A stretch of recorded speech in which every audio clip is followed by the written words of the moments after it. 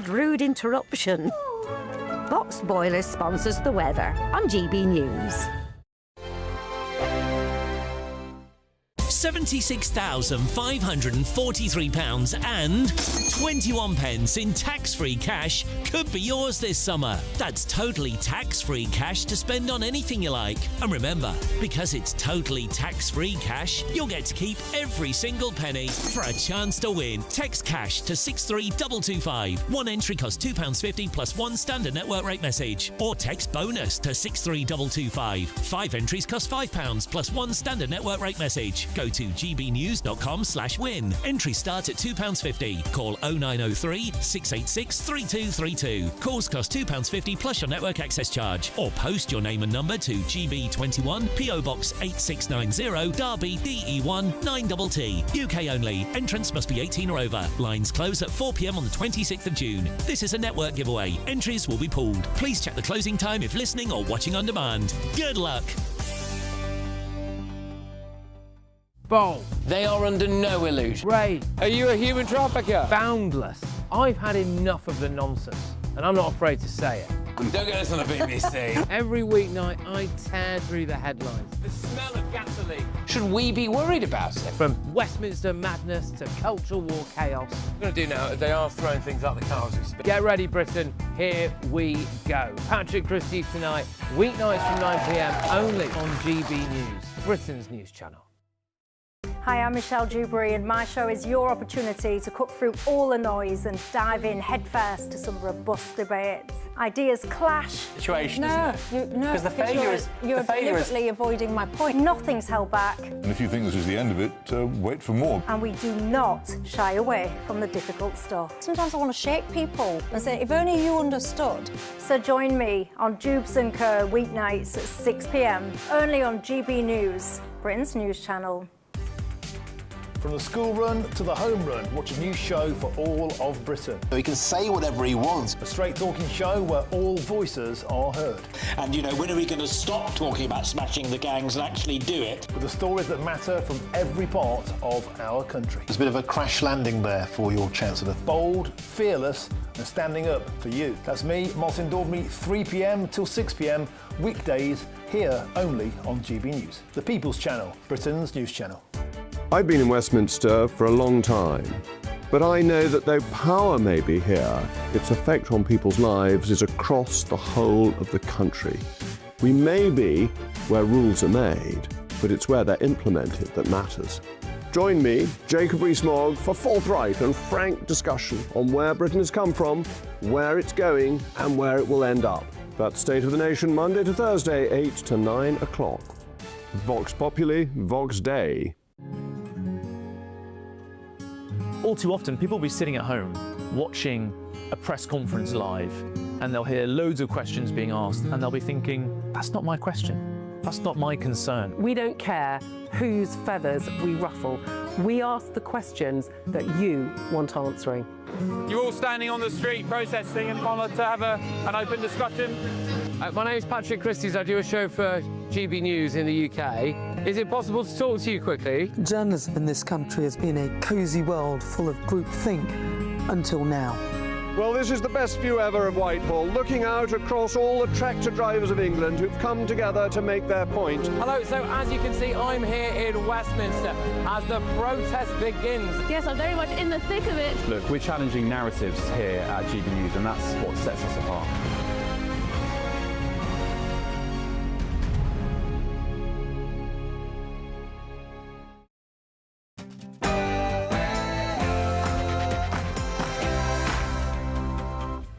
It's Saturday night and this is the Saturday 5, the UK's biggest Saturday night TV show. I'm Kai Wilshaw, along with Will Kingston, Emma Trimble, Christo Fufas and Trey Lowe. Tonight on the show. Lefties are having a meltdown. Let's enjoy it together. The Essex man has spoken. Keir Starmer, well, I don't think he should resign. Gordon Brown, desperate measures, desperate times. And we only have 3 years to save the Labour Party. Yes, it's 6 p.m. and this is the Saturday 5.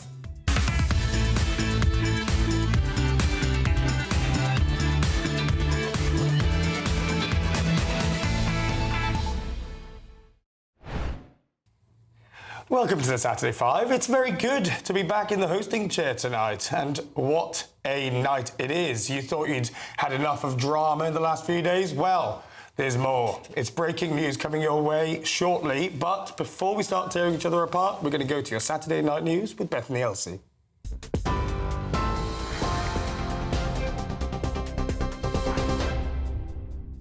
Thank you. Top stories from the GB newsroom at 6:01. Sir Keir Starmer is adamant he will not quit following Labour's crushing local election results.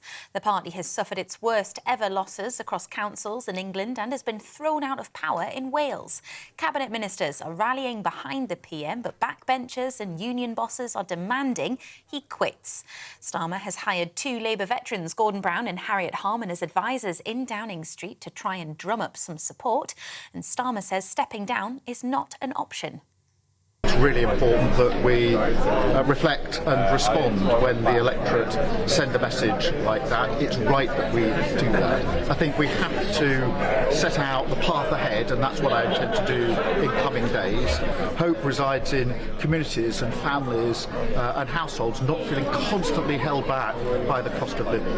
And hope resides in people feeling that they can be proud of the place where they live and they work. So I will be setting that out with clarity about my convictions and my values, what drives me forward on this. GB News can confirm a further 200 migrants have crossed the English Channel in small boats today.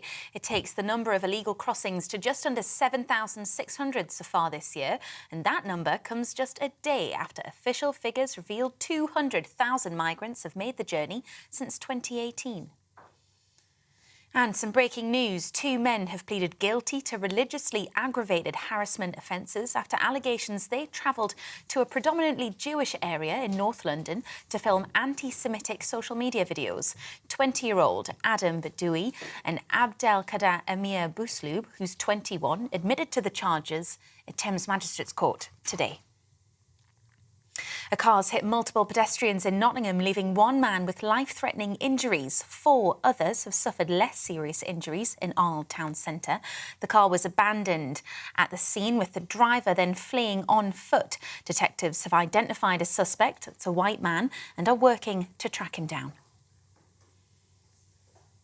A Royal Navy warship is being sent to the Middle East to be ready to join an international mission to safeguard shipping in the Strait of Hormuz. HMS Dragon will reposition in the region, ready to join the UK and French-led initiative once hostilities cease between Iran and US-Israeli forces. A fragile ceasefire remains in place for now, although attacks on Friday saw American forces hit 2 Iranian tankers that were trying to breach Donald Trump's blockade. In Spain's health minister says the risk of transmission of the hantavirus to the general public is low. It says the World Health Organization announces the number of confirmed cases has risen to 6. British passengers and crew on board the cruise ship hit with the outbreak will be tested before returning to the UK, and it's reported they'll be taken to a hospital in northwest of England to isolate. The ship is expected to dock in Tenerife tomorrow, with the 22 Britons to be flown on a charter flight soon after. You're up to date for now. I'll be back with more at 7 o'clock.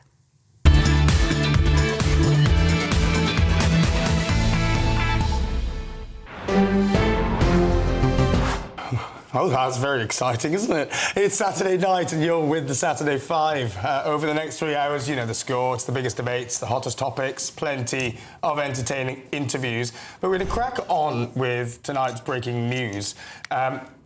Some of you may already know, Catherine West MP, who is the Labour MP for Hornsey and Fry and Barnet, has put the Cabinet on notice. She said, challenge the Prime Minister for the leadership, or on Monday, she will do so herself. But we need someone from within the Cabinet to step forward as the leader, and then we will have a new leader of the party without having to have a leadership election. If that cannot happen, and there are no leadership hopefuls who come forward tomorrow, then Monday morning I will put my name forward to stand for the leader of the Labour Party. Absolutely extraordinary. Well, according to the Telegraph this evening, a senior government source has said that Monday is the moment for a challenge against Sir Keir Starmer. The source has continued on to say the mood is completely terminal. People are absolutely miserable. We've lost the North and London, the two main parts of the Labour base, and they're both gone. I mean, this is symptomatic of the Labour Party. Even in criticising the leader, even in talking about the losses, they can't mention Wales, which is by far the most seismic loss in this election. If we didn't have such a complacent, English-centric media here in London, that would be the main story. Anyway, I'm going to be told off if I get on my soapbox. What do you all make of this? So just very quickly, my take is many of the cabinet we know were unready to challenge Keir Starmer. They were hopeful that a stalking horse candidate would open a leadership election, and that's what this does. And it may mean then that others, without looking like they're the first to move against the Prime Minister, can still join in a leadership election that's triggered by Catherine West. It's not considered that Catherine West is a viable contender for the leadership, but simply, you know, by opening it up, it means that others might be able to pile in.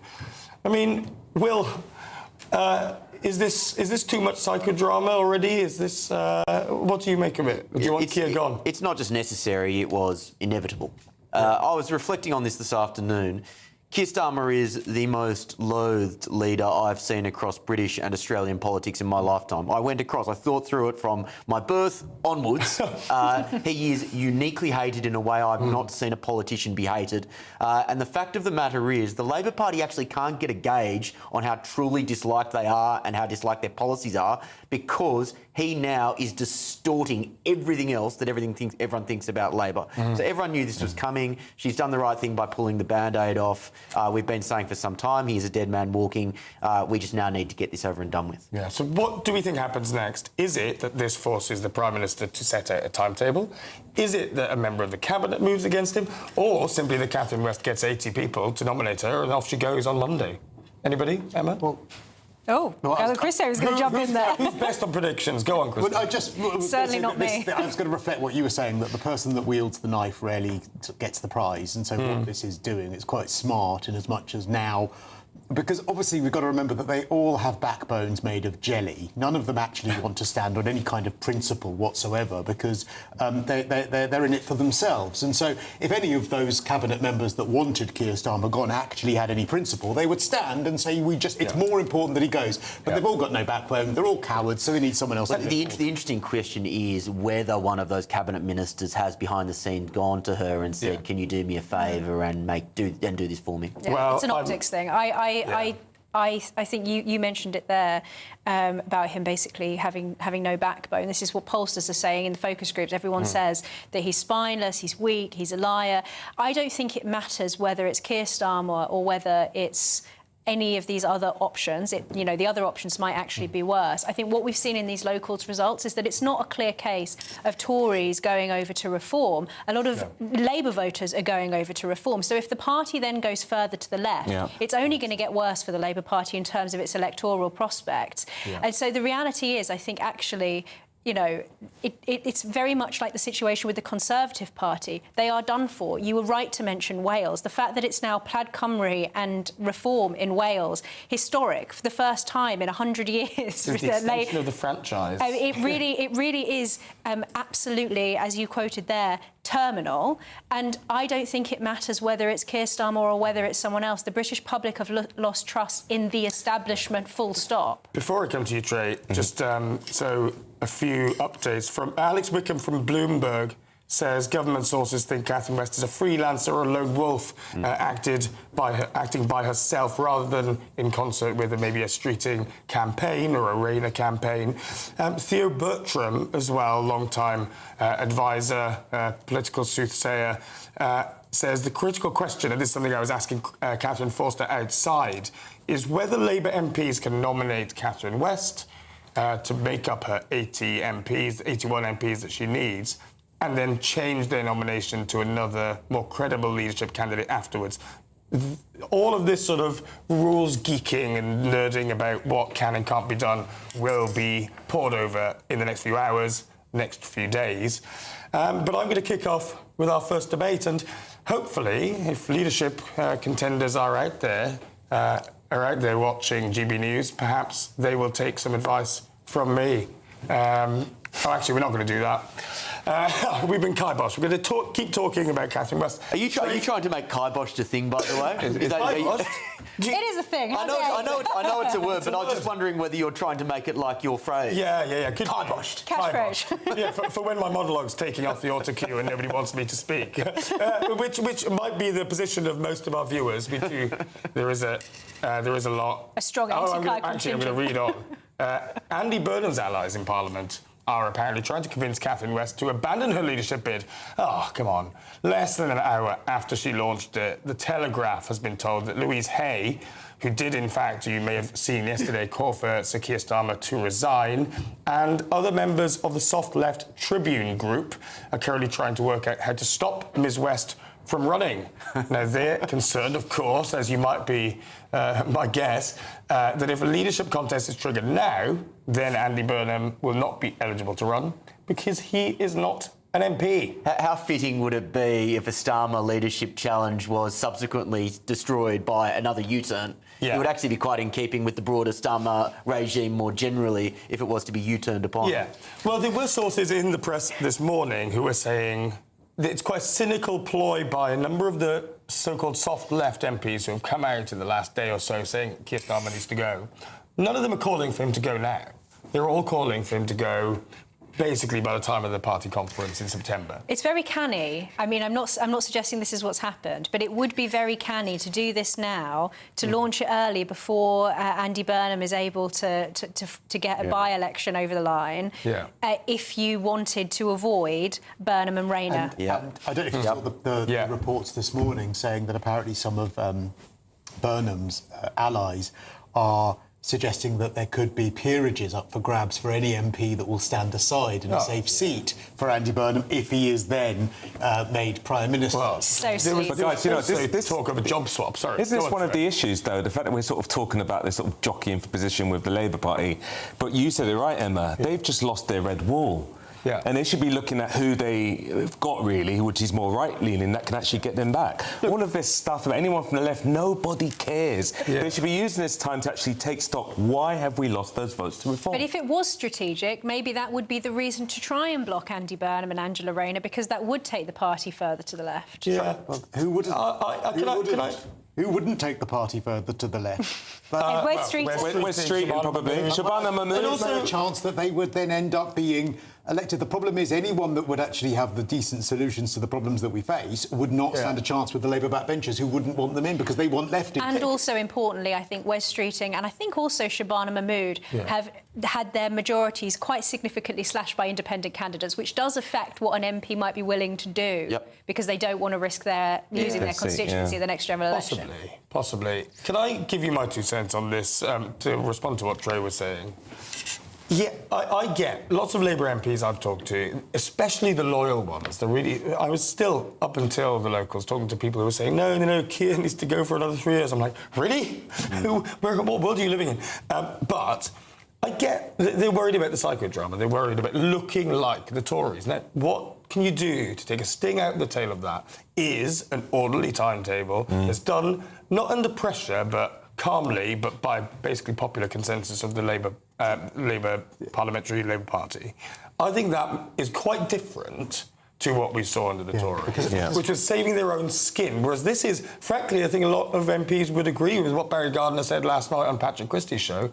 This is about saving the country. Yeah, but I think, because MPs, especially those jostling for leadership position, being honourable and doing the right thing is really within their DNA. They won't be sort of in the most slimy, just degrading way, trying to shaft each other and trying to get to that top position in any way possible. No, they're all going to sit down sensibly and do it in the most orderly way. Yeah. If it was country before party, they wouldn't have ended up in this situation. Oh, well, we're going to give the last word to Emma Trimble, but even more exciting news is coming your way because it's time for the Great British Giveaway, and it's your chance to win a sensational summer on us. Well, not on me, for sure. I don't have the cash for this. You could win. I want to say it in the order, 7, 6, 5, 4, 3, 2, 1. £76,000, £543 and 21 pence in tax-free cash. You know the deal. It's coming up, and here's all the details you need for a chance to make it yours.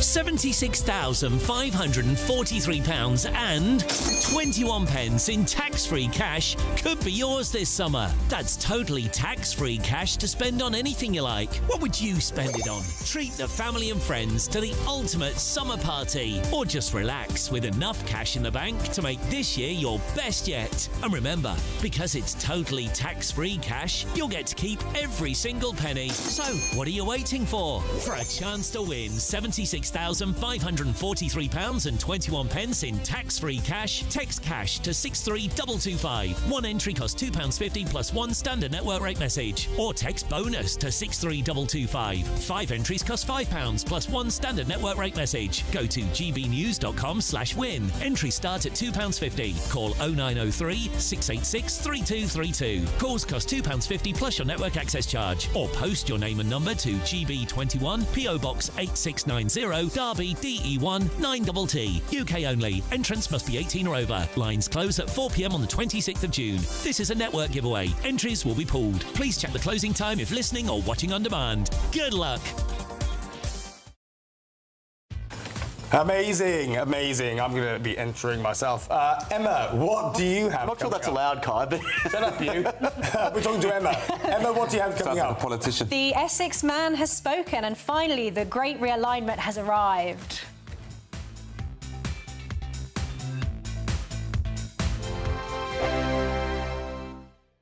Westminster, the ultimate clique. And you're fighting like rats in a sack. But here on the Camilla Tominey Show, we ask the questions the establishment media is too scared to ask. OK, let me ask you a straight question, because I know you're a straight-talking politician. Whether it's net zero, illegal immigration or law and order, nothing is off limits. You had the power then.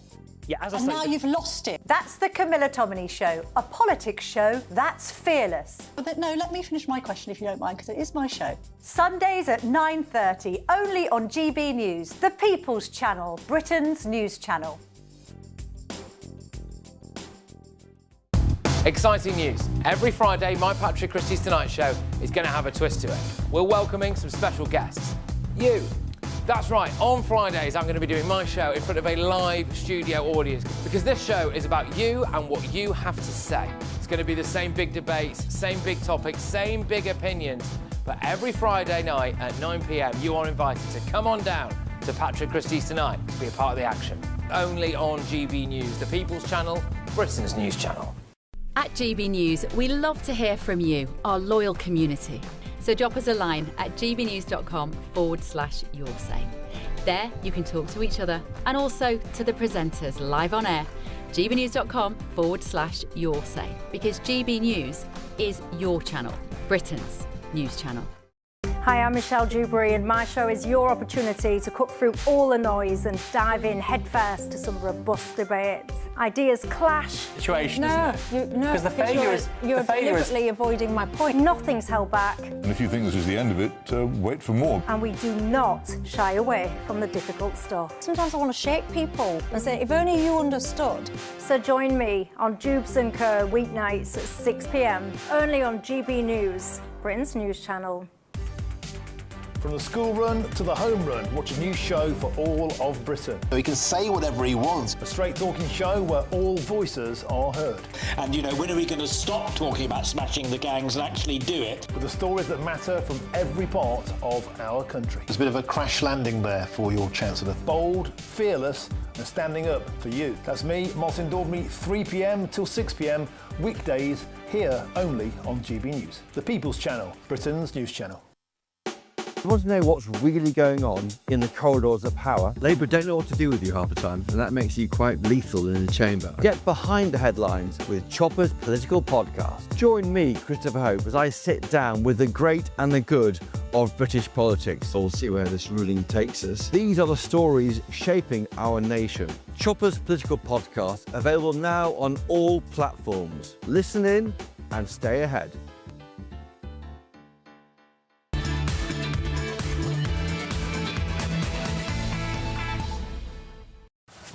Welcome back to the Saturday 5. Keep getting in contact. I'm going to read some lovely comments now. Union Jack says, have you noticed right-wing commentators and presenters are much better looking than the woke lefties? Can't say I have. I've made this point consistently on this channel, also much better dressed. It's one of the ironclad laws of GBNews. Yeah, and I'm sure unrelatedly, Irene McKillop asks the Five, can anyone tell me what's going on with Kai's hair? Not Kai, that's for sure. Kai can't say anything. It looks nice, there's nothing wrong with it. Thank you, Trey. Thank you very much. Some people would kill for that volume. It looks like they sell products for this, don't they? It looks like you've been chained up in front of a very high voltage fan for an hour. Until you finished the sentence, I thought you were going to say... Where was that going? Yeah, you're about right. Keep getting your comments in. We love to see them. We have a lot of fun with them. Get your questions in for Ask the Five in that final hour. But now it's time for our next debate, and it's Emma. Kick it off.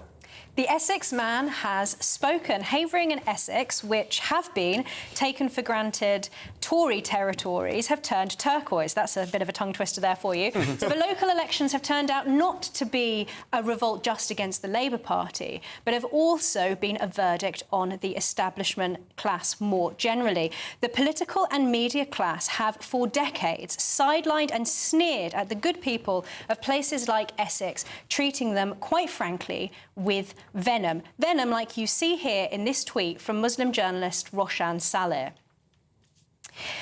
I know how these people feel because I'm one of them. I'm from Havering.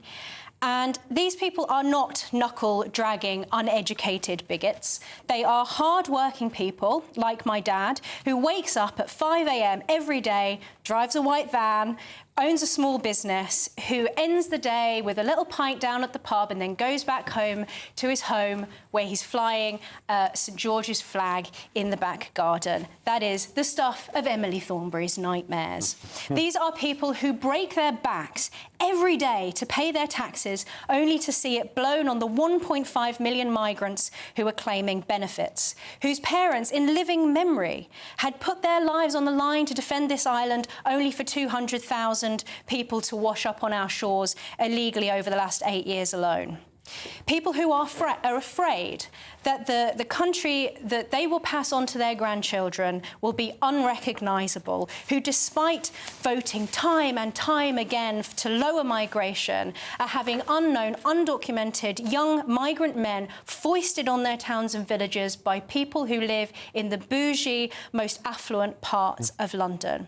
These are not people who are bigoted caricatures. These are people who love this country from their bones, and it is not too much for them to ask to simply be able to pass their country on to their children as they found it. It's their right, and I think historians are going to look back on these local elections. We've been calling them midterms. I think they'll look back on them and see it as the moment that we entered into a new era of British politics. And what is coming is anyone's guess, but I will say this one thing to reform: do not let those good people down.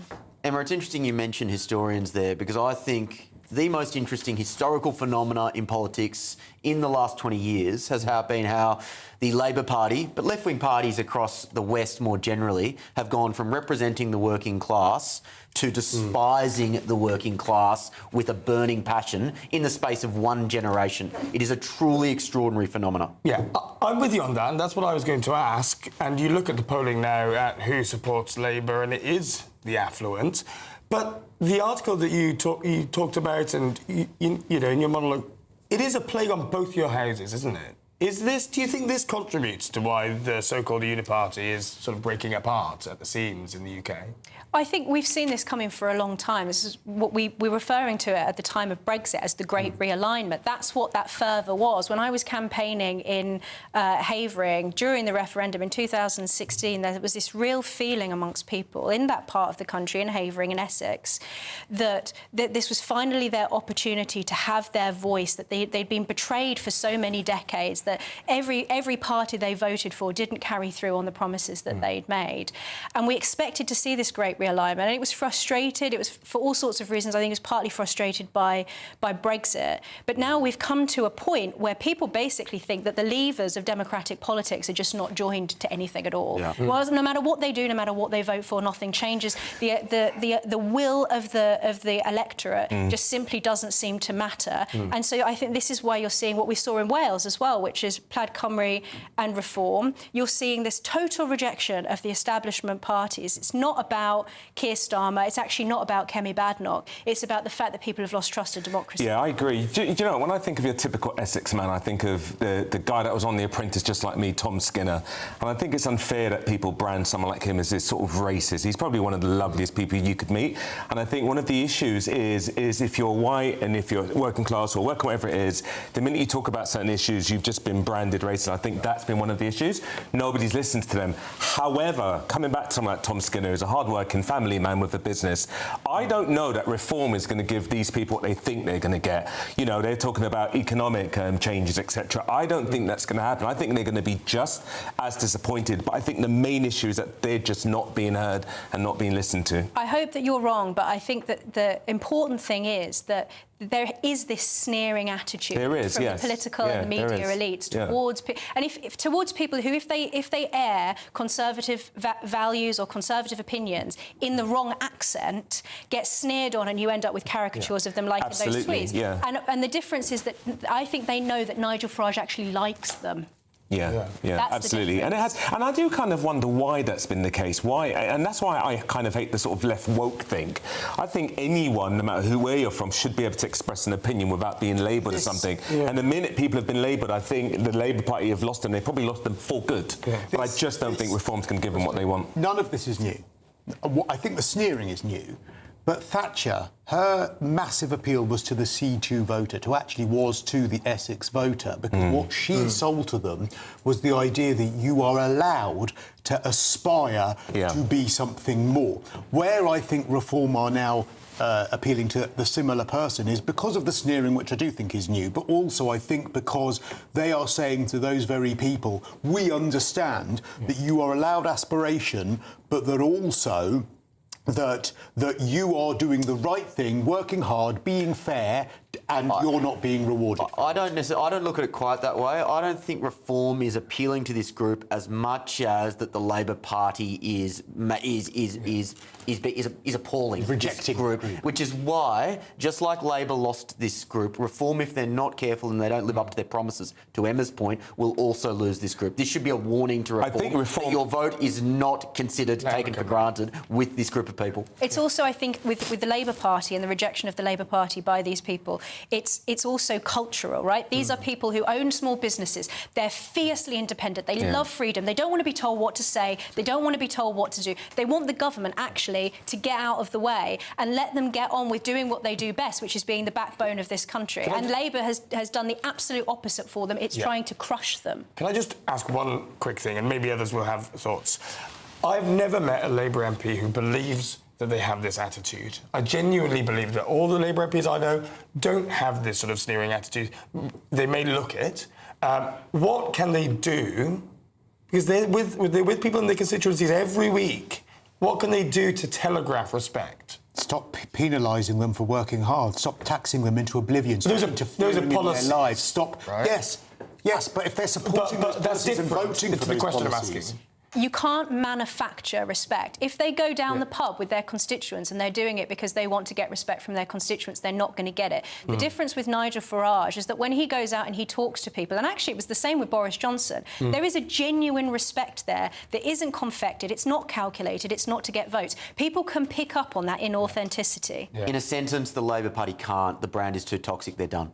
No, I disagree. I do think it takes someone that can go and speak to them the same level of charisma that Nigel Farage does. I think that's what it's going to take. Someone that just has the ear and listens to them. I think that's what's missing. Simple as that. You've got to actually genuinely like these people and not...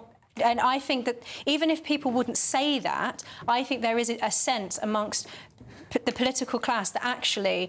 When they hear somebody speaking in the wrong accent, they do actually turn their nose up. It's classism. Classism is alive and well. That's what happens. You hear someone like Tom Skinner's accent, you just dismiss him. Trey, what do you have coming up next, the audience? On the same theme, I'm going to be looking at Keir Starmer, bringing in an old-school heavyweight, hoping it will make a difference. I don't think it will be. Catch that after the break.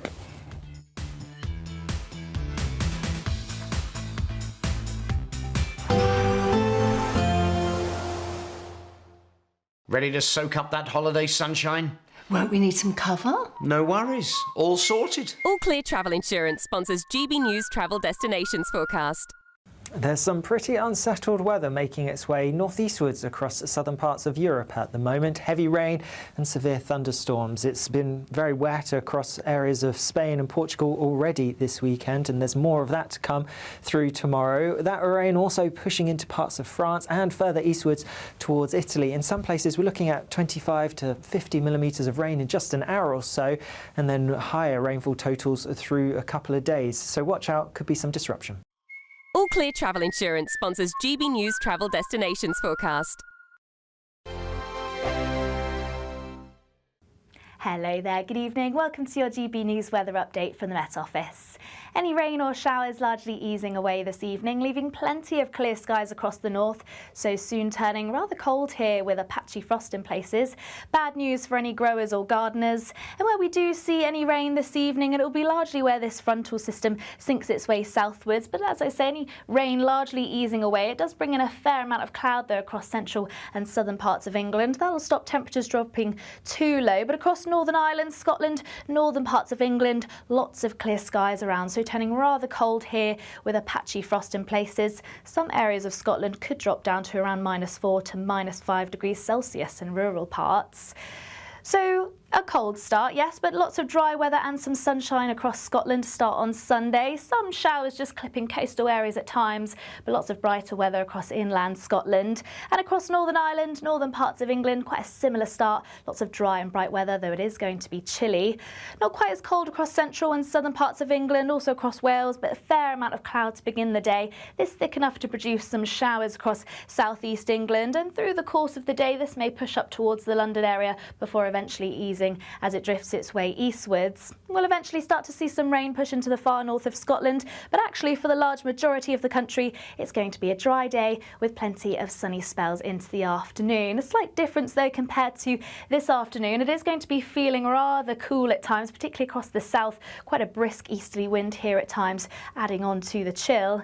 And on Monday, an unsettled day at times. Some rain, some showers sinking their way southwards, but to the far north and south of this area of rain it should be mostly dry with some sunny spells, but another cool day on offer for many. Some quite brisk winds across eastern coasts.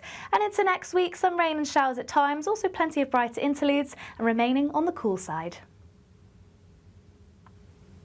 Britain deserves a newsroom that puts the facts and your voice first. Well, and that's what you get on GB News. Lively debates, lively conversation. And we're not afraid to hold power to account.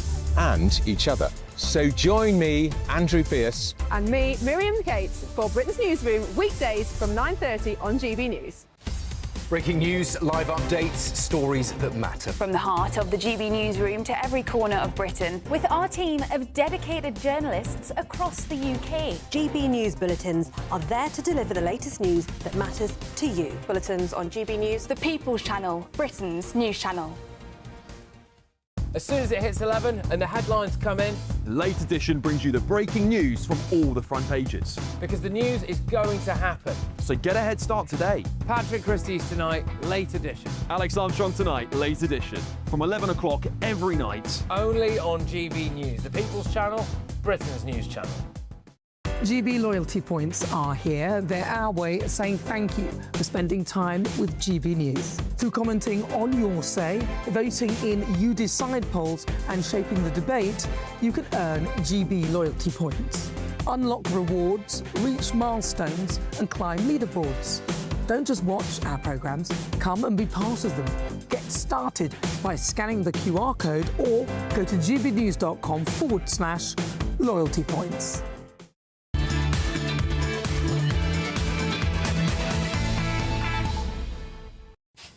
Welcome back to the Saturday 5. Please keep getting in contact. Hippie chick in a tinfoil hat, a regular, says, Trey's not about charisma. Nigel speaks the truth as he sees it. I like that. And Mr. Bumfuzzle.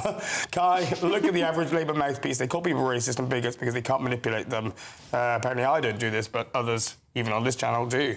And I'm just going to read you very quickly from Ian Dale on Catherine West. Obviously, we've heard a bit of talk about she's not the one. She's Andy Burnham, of course, and his allies saying she should step down.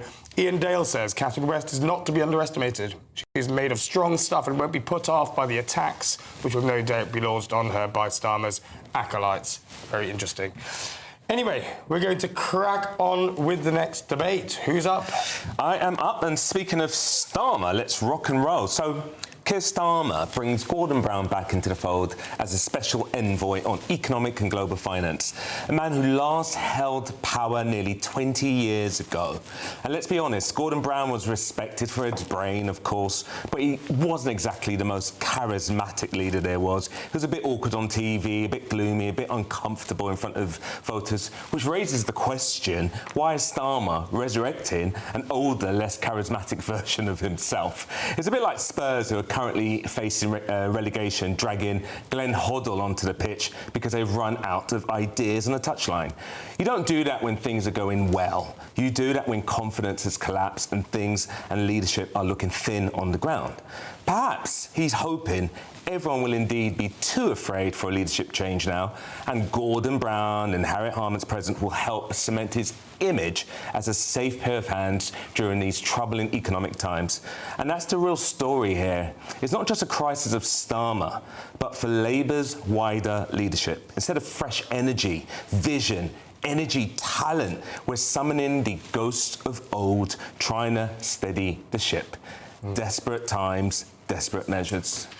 Yeah, well, Trey, I totally agree. However, Gordon Brown is undoubtedly an incredible figure in British politics. He's much more charismatic at his best than Keir Starmer ever was. That's saying a lot. He's credited with shoring up the banks and preventing a second Great Depression. So, amazing, an incredible man.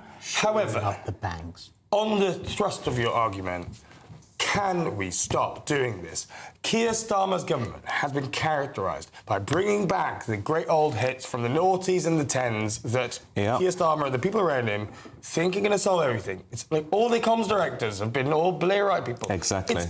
Do we not have any new talent in this party? No. That's the issue. You know what I'm worried about? One day you might actually see Blair himself being brought back. I mean, imagine how terrifying that would be. This is the amusing thing, is that this just shows how little the Labour Party, the Labour leadership, understand the country. Bringing back people from the period of time that the British people hold responsible for the disaster that we currently have. Gordon Brown is inherently associated with Tony Blair, and also, by virtue of that, with Mandelson.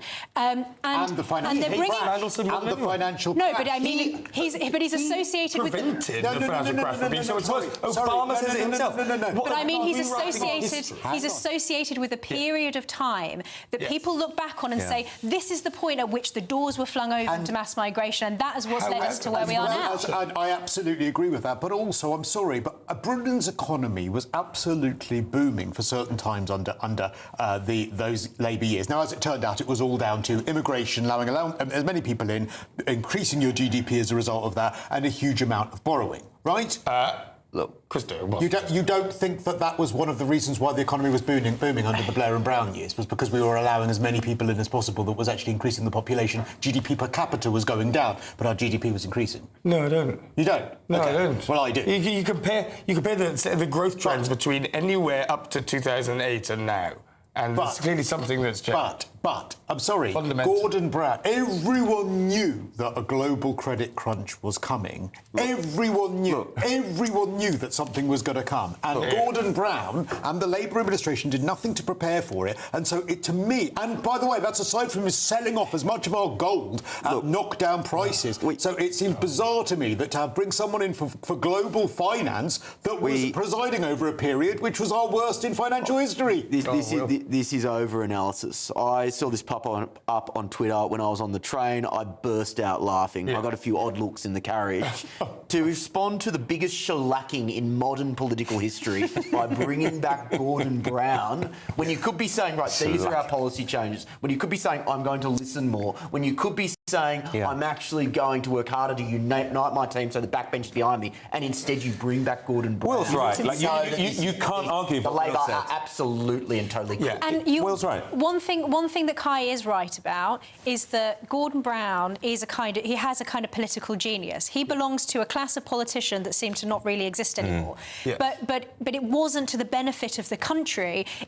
Him and Tony Blair together have almost irreparably damaged this country. And so this is the most insane decision that they could make. Yeah. Well, we are going to move on from that. Krista, you were on your soapbox just now. You have another go at it? Yes, I will. I will, and I will look angry as well. Oh, because, very good. I don't think that Keir Starmer should resign. And I'll tell you why. What's the point? The problem with Keir Starmer, there are many problems with Keir Starmer, and the problems that the UK have, he has made, without a doubt, demonstrably worse. But him resigning, there are two issues. Firstly, who would we end up with? Calamitous Cooper, ridiculous Rayner, ludicrous Looney, Lammy or moronic Miliband. Any of those would be an horrific choice. But also, it's not going to solve the problem of all of the backbenchers that want to move the party to the left. And when Keir Starmer and Rachel Reeves tried to get in even the most mediocre of benefit cuts, they were voted down by those behind them on the backbenches. That's not going to change with a new leader. We're going to end up with a party that moves further to the left and more of the problems that we have now. So let's have him just carry on rather than having any of this uncertainty or chaos, because that will take us closer to a general election and a change of government, which is the only thing that will save us. Amen.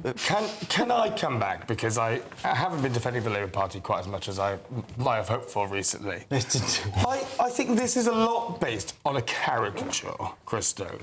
The idea that Andy Burnham, that Ed Miliband are total communists are going to drag the country to the left, both underestimates what they've done in recent years, which a lot of which is good and is a response to what is needed in this country, but also underestimates, I think, where the Labour Party is headed, which is an acceptance that left-right, traditional left-right labels, don't exist anymore, and you can have an Angela Rayner who also will be as restrictive on immigration as this government has tried to become. The highest tax burden in history. We have the state, the biggest in history. We have the biggest benefits bill in history. We have the highest borrowing in history. We have people that are... So many of those secular trends, Christo. That's all big so many of those state inherited. That's all big state left-wing politics. How is it big state left-wing politics if we inherited exactly that situation from the Conservatives? Which you've made worse. Which Labour made worse. It's been 2 years, Kai. Exactly. It's been 2 years. What I'm saying is there's a secular trend that started way before Labour took power. What he mentioned just now, the welfare. Yeah, but then you can... Don't inherit high taxes and then put those taxes up even further and then claim that it's because you inherited them. You don't inherit borrowing and then put that borrowing up and then say, oh, it's because we inherited borrowing. You don't make the problems that exist worse and then claim you're not responsible for the problems. I agree with everything that Christo said, with one exception, and that is that he needs to go as a matter of principle.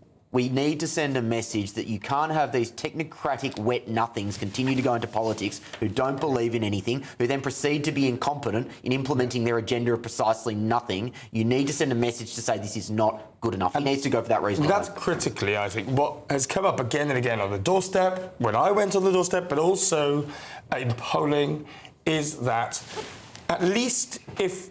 I think people of other political stripes can accept if you have a different view to them politically, that you have an agenda and then you pursue it relentlessly and competently, the electorate will forgive that and will support you much more than what we've had, which is this flip-flop. It's not going to happen. Absolutely right. Not sure what... But it's not going to happen. And actually, agenda. the only way is down, actually, for the Labour Party. It can only get worse. It's bad enough under Keir Starmer, but the only other options will drive us further into the ground. And so, actually, I think that Christo is right in the sense that it really doesn't actually make that much of a difference. And also, what agenda that would solve our problems, i.e. perhaps reducing borrowing, giving people a bit of a tax break, maybe reducing our benefits bill, what agenda could someone come in, whether it be Miliband, whether it be anyone, that the backbenchers will allow them to get through? And I would say none of them.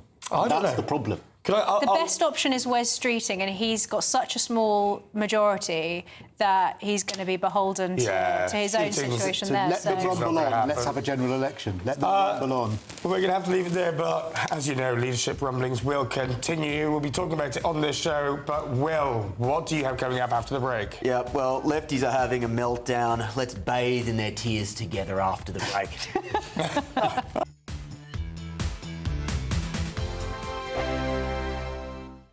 Michelle Dewberry. This is Jubes & Co with you. Hello everyone, Patrick Christie is here. GB News, Britain's news channel. Access the stories that matter to you. Take the GB News family with you on any device. And as long as you have an internet connection, tune in to GB News anywhere on the planet or beyond. GB News, the People's Channel, Britain's news channel. This is GB News, Britain's news channel. I'm delighted to be joined by the Chelsea pensioner, the Korean War veteran and the winner of Britain's Got Talent, Colin Thackery. Colin, welcome to the show. Oh, look at you, mate. You look like an absolute legend. You're in your full Chelsea pensioner gear, of course you are. You're going to sing for us now on St Patrick's Day. First of all, please, sir, a fine rendition for King, for Country, A Vow to Thee. Right. Ready to go now? Yes, sir.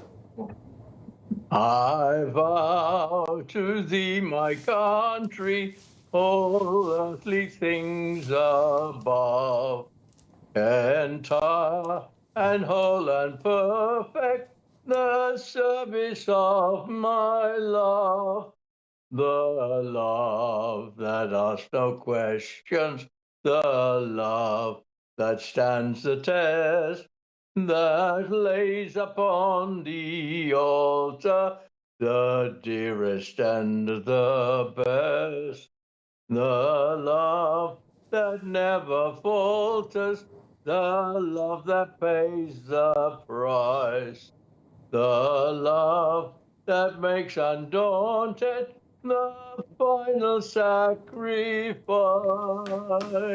You've brought a tear to my eye and no doubt to many, many people listening at home. 96 years old, can you believe it? Colin Thackery, a very, very beautiful St George's Day. Michelle Dewberry, you joined me in the studio. What a rendition that was. Magnificent. Come on, I'm going to give you a hug. What a man. Let me tell you something. They do not make them like that anymore. They don't, do they? Mm.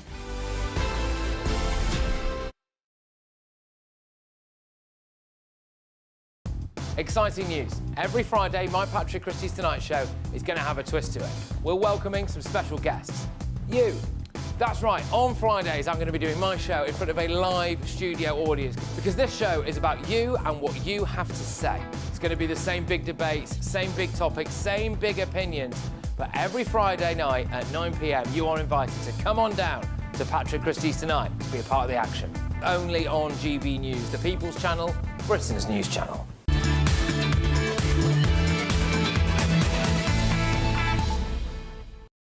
Welcome back to the Saturday 5. Please keep getting in contact at gbnews.com/yoursay. Lots of you reminding us all about Bigot Gate, of course. Gordon Brown calling a voter a bigot, which we've been talking about and hadn't mentioned in context of Gordon Brown. It is maybe not the most inspired to win back those people who are giving their vote to reform. However, you're all waiting for Will, so I'm going to let him take it away. Yeah, this is one we can all enjoy. Lefties are having a meltdown. They're conducting their post-mortem with all the grace and nuance that we have come to expect from them. I've got a selection of some of the best comments that I've seen online. You will see that there is a theme that runs through these, and that theme is simple. You at home, watching or listening, are all racist, uneducated bigots. Now, the comments that you're looking at are not just the odd loony on social media. These represent the views of millions. Millions of soy latte drinking, Guardian reading, newsagents watching, rest is politics listening, holier than thou people who seem to believe that they are superior to you. And it's those people that I have a message to now. This is why you keep losing.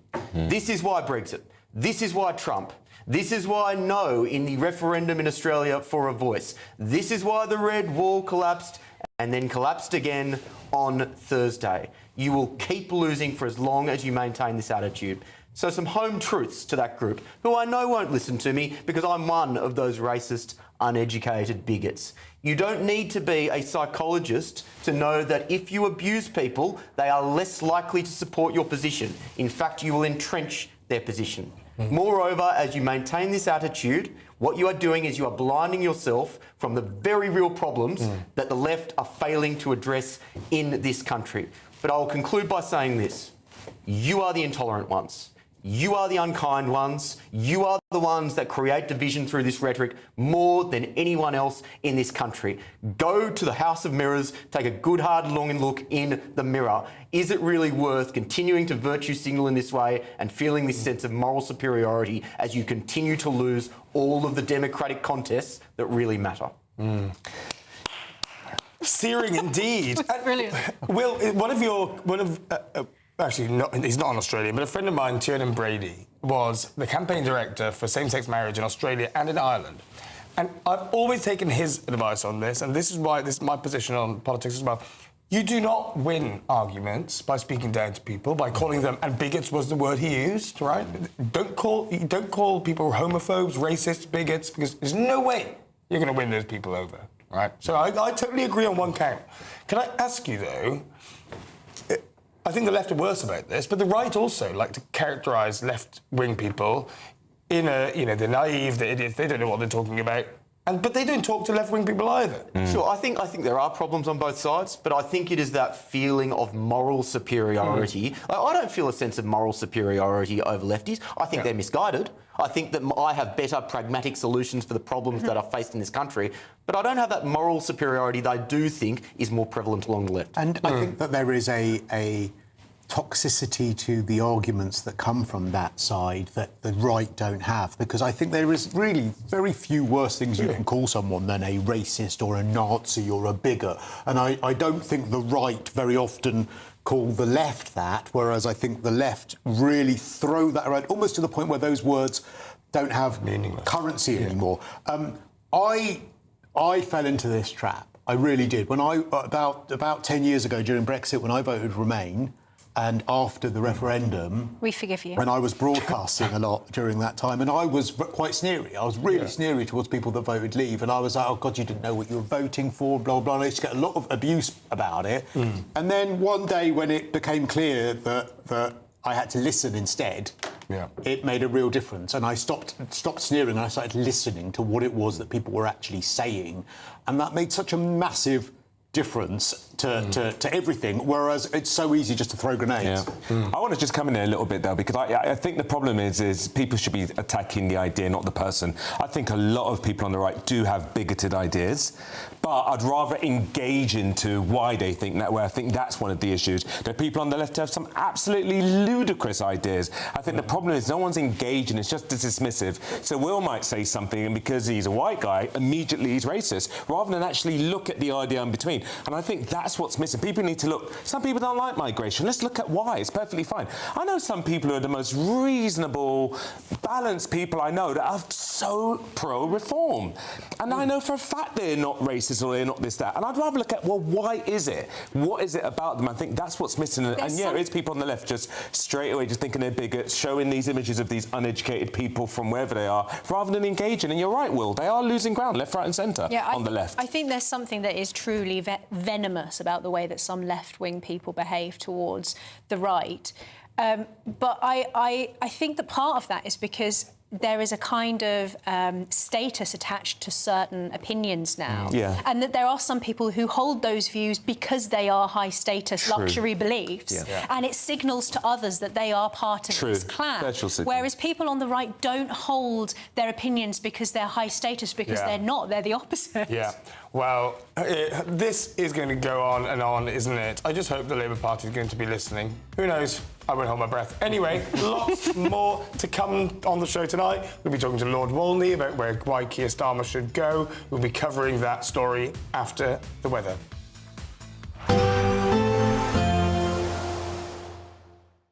Expect warm spells with the odd rude interruption. Box Boiler sponsors the weather on GB News. Hello there, good evening. Welcome to your GB News weather update from the Met Office. Any rain or showers largely easing away this evening, leaving plenty of clear skies across the north, so soon turning rather cold here with a patchy frost in places. Bad news for any growers or gardeners. And where we do see any rain this evening, it'll be largely where this frontal system sinks its way southwards. But as I say, any rain largely easing away. It does bring in a fair amount of cloud though across central and southern parts of England. That'll stop temperatures dropping too low. But across Northern Ireland, Scotland, northern parts of England, lots of clear skies around, so turning rather cold here with a patchy frost in places. Some areas of Scotland could drop down to around -4 to -5 degrees Celsius in rural parts. So a cold start, yes, but lots of dry weather and some sunshine across Scotland to start on Sunday. Some showers just clipping coastal areas at times, but lots of brighter weather across inland Scotland. And across Northern Ireland, northern parts of England, quite a similar start. Lots of dry and bright weather, though it is going to be chilly. Not quite as cold across central and southern parts of England, also across Wales, but a fair amount of cloud to begin the day. This thick enough to produce some showers across southeast England, and through the course of the day this may push up towards the London area before eventually easing as it drifts its way eastwards. We'll eventually start to see some rain push into the far north of Scotland, but actually for the large majority of the country it's going to be a dry day with plenty of sunny spells into the afternoon. A slight difference though compared to this afternoon. It is going to be feeling rather cool at times, particularly across the south. Quite a brisk easterly wind here at times, adding on to the chill. And on Monday, an unsettled day at times. Some rain, some showers sinking their way southwards, but to the far north and south of this area of rain it should be mostly dry with some sunny spells, but another cool day on offer for many. Some quite brisk winds across eastern coasts. And into next week, some rain and showers at times, also plenty of brighter interludes and remaining on the cool side. Expect warm spells with the odd rude interruption. Box Boiler sponsors the weather on GB News. Are you dreaming of a ton of tax-free cash this summer? We want to make that dream come true with a stunning £76,543 and 21 pence in cash to spend however you like. Put a new car on the drive or just relax in the knowledge that this year we've got your back. For a chance to win, text cash to 63225. One entry costs £2.50 plus one standard network rate message. Or text bonus to 63225. 5 entries cost £5 plus one standard network rate message. Go to gbnews.com/win. Entries start at £2.50. Call 0903 686 3232. Calls cost £2.50 plus your network access charge. Or post your name and number to GB21 PO Box 8690 Derby DE1 9TT. UK only. Entrance must be 18 or over. Lines close at 4 p.m. on the 26th of June. This is a network giveaway. Entries will be pulled. Please check the closing time if listening or watching on demand. Good luck. Westminster, the ultimate clique. And you're fighting like rats in a sack. But here on the Camilla Tominey Show, we ask the questions the establishment media is too scared to ask. OK, let me ask you a straight question, because I know you're a straight-talking politician. Whether it's net zero, illegal immigration or law and order, nothing is off-limits. You had the power then. Yeah, as I and say, now you've lost it. That's the Camilla Tominey Show, a politics show that's fearless. But no, let me finish my question if you don't mind, because it is my show. Sundays at 9:30, only on GB News, the People's Channel, Britain's news channel. Hi, I'm Michelle Dewberry, and my show is your opportunity to cut through all the noise and dive in headfirst to some robust debates. Ideas clash. Situation, no, isn't it? No, Because the failure is you're deliberately avoiding my point. Nothing's held back. And if you think this is the end of it, wait for more. And we do not shy away from the difficult stuff. Sometimes I want to shake people and say, if only you understood. So join me on Jubes & Co weeknights at 6 p.m, only on GB News, Britain's news channel. Join me, Nana Akwe, for an informative, interactive news programme with a difference. It's fun. No, he didn't say that, Dave. I'm so surprised. I think there's an element of truth to that. Join me from 3 p.m. every weekend, only on GB News, Britain's news channel. Westminster's full of talk, but out here, it's the real world. Am I allowed to talk now? No, that's it. This is where it matters, real people and real lives. That's what politics is all about. In fact, has Trump made a good start? No. Straight answers, no spin, and just a couple of pints. How many fingers have I got up? About 10. So join me for Lee Anderson's Real World every Friday at 7 p.m. only on GB News. The People's Channel, Britain's news channel.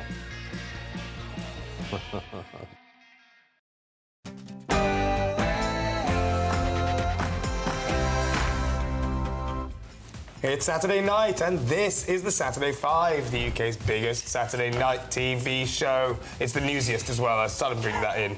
I'm Kai Wilshaw, along with Will Kingston, Emma Trimble, Christo Fufas, and Trey Lowe. Tonight on the show. But I'm not going to walk away and plunge the country into chaos. I think the right thing to do is to rebuild and show the path forward. A historical walloping for Keir Starmer, but he's not going anywhere. Are we seeing the emergence of sectarian politics in the UK? If I find out you vote for reform. America 2.0, here we come. Well, as you can see, reforms surge in the polls and in the elections. It's triggered lots of tantrums. Questions about the election results, get them in for Ask the Five. We need the Labour government nationally to change course. And a seismic political earthquake in Wales. Will it wake up Labour? Well, it's 7 p.m. and this is the Saturday 5.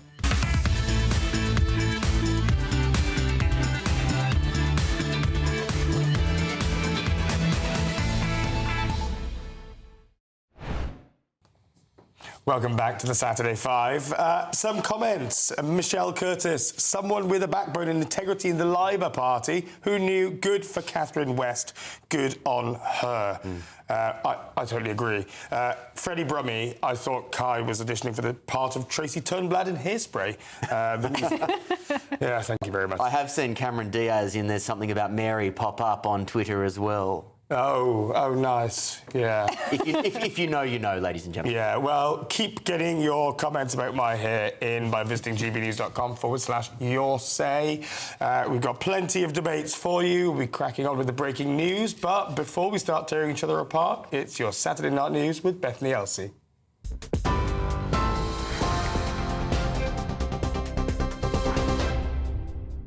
Thank you. Good evening. Your top stories from the GB newsroom at 2 minutes past 7. The Labour MP Catherine West has threatened to trigger a leadership contest as soon as Monday if no other cabinet ministers put themselves forward to challenge the Prime Minister. The reports follow Labour's worst ever losses in local elections in England, and the party's also been thrown out of power in Wales. Cabinet ministers are rallying behind the PM so far, but backbenchers and union bosses are demanding he resigns. Meanwhile, Sir Keir Starmer has hired 2 Labour veterans, Gordon Brown and Harriet Harman, as advisers in Downing Street to try and drum up some support, insisting he won't quit. It's really important that we reflect and respond when the electorate send a message like that. It's right that we do that. I think we have to set out the path ahead, and that's what I intend to do in coming days. Hope resides in communities and families and households not feeling constantly held back by the cost of living. And hope resides in people feeling that they can be proud of the place where they live and they work. So I will be setting that out with clarity about my convictions and my values, what drives me forward on this. GB News can confirm a further 200 illegal small boat migrants have crossed the English Channel today. It takes the total number of crossings to just under 7,600 so far this year, and that number comes just a day after official figures revealed 200,000 have made the journey since 2018. 2 men have been convicted of an anti-Semitic hate crime after targeting a member of the Jewish community in Hackney on Thursday. 20-year-old Adam Badoui and 21-year-old Abdel Kader Amir Busloub pleaded guilty to religiously aggravated harassment offences after travelling to a predominantly Jewish area to film anti-Semitic videos for social media. They'll be sentenced next month. In the past 4 weeks alone, the Metropolitan Police have arrested around 50 people for anti-Semitic hate crimes, with just 10 individuals charged so far. A car has hit multiple pedestrians in Nottingham, leaving one man in a critical condition. 4 others have suffered less serious injuries in Arnold Town Centre. The car was abandoned at the scene, with the driver then fleeing on foot. Detectives have identified a white man as the suspect and are working to track him down. And a Royal Navy warship is being sent to the Middle East to be ready to join an international mission to safeguard shipping in the Strait of Hormuz. HMS Dragon will reposition in the region, ready to join the UK and French-led initiative once hostilities cease between Iran and the US Israeli forces. A fragile ceasefire remains in place for now, although attacks on Friday saw American forces hit 2 Iranian tankers that were trying to breach Donald Trump's blockade. Those are your latest headlines. I'll be back with more at 8 o'clock.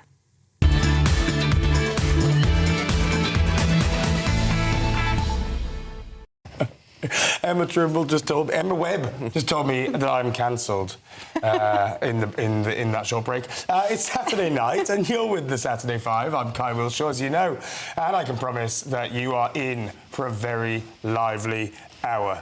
But for now, let's crack on with tonight's main event.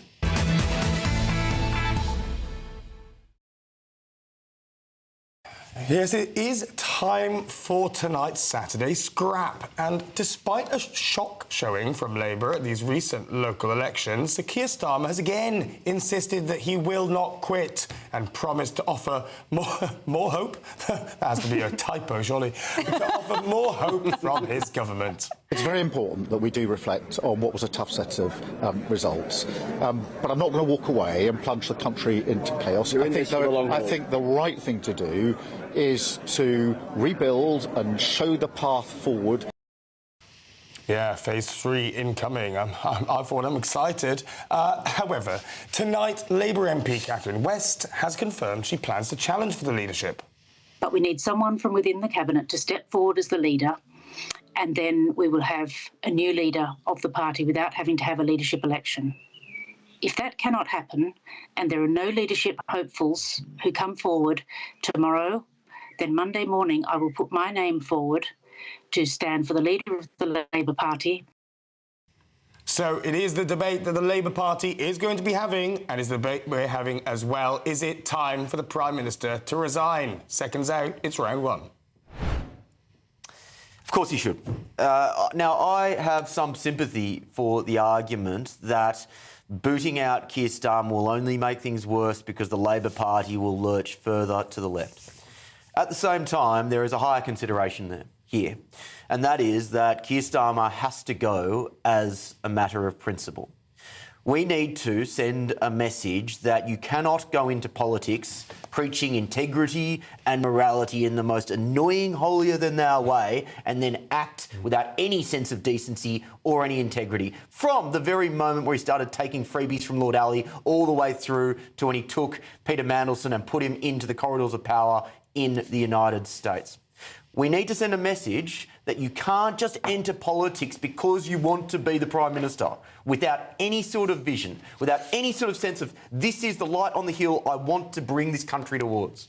And we need to send a message that this political era, which Keir Starmer embodies better than anyone else, but is various shades of Brown, Blair, Cameron, May, you name it, of technocratic, bureaucratic, wet nothinginess, needs to end, because it is that type of politics which has got this country to where it is now. And at the very least, by booting Starmer, you may be saying that, well, you know what, that era of technocracy which has taken this country and brought it to its knees is finally over.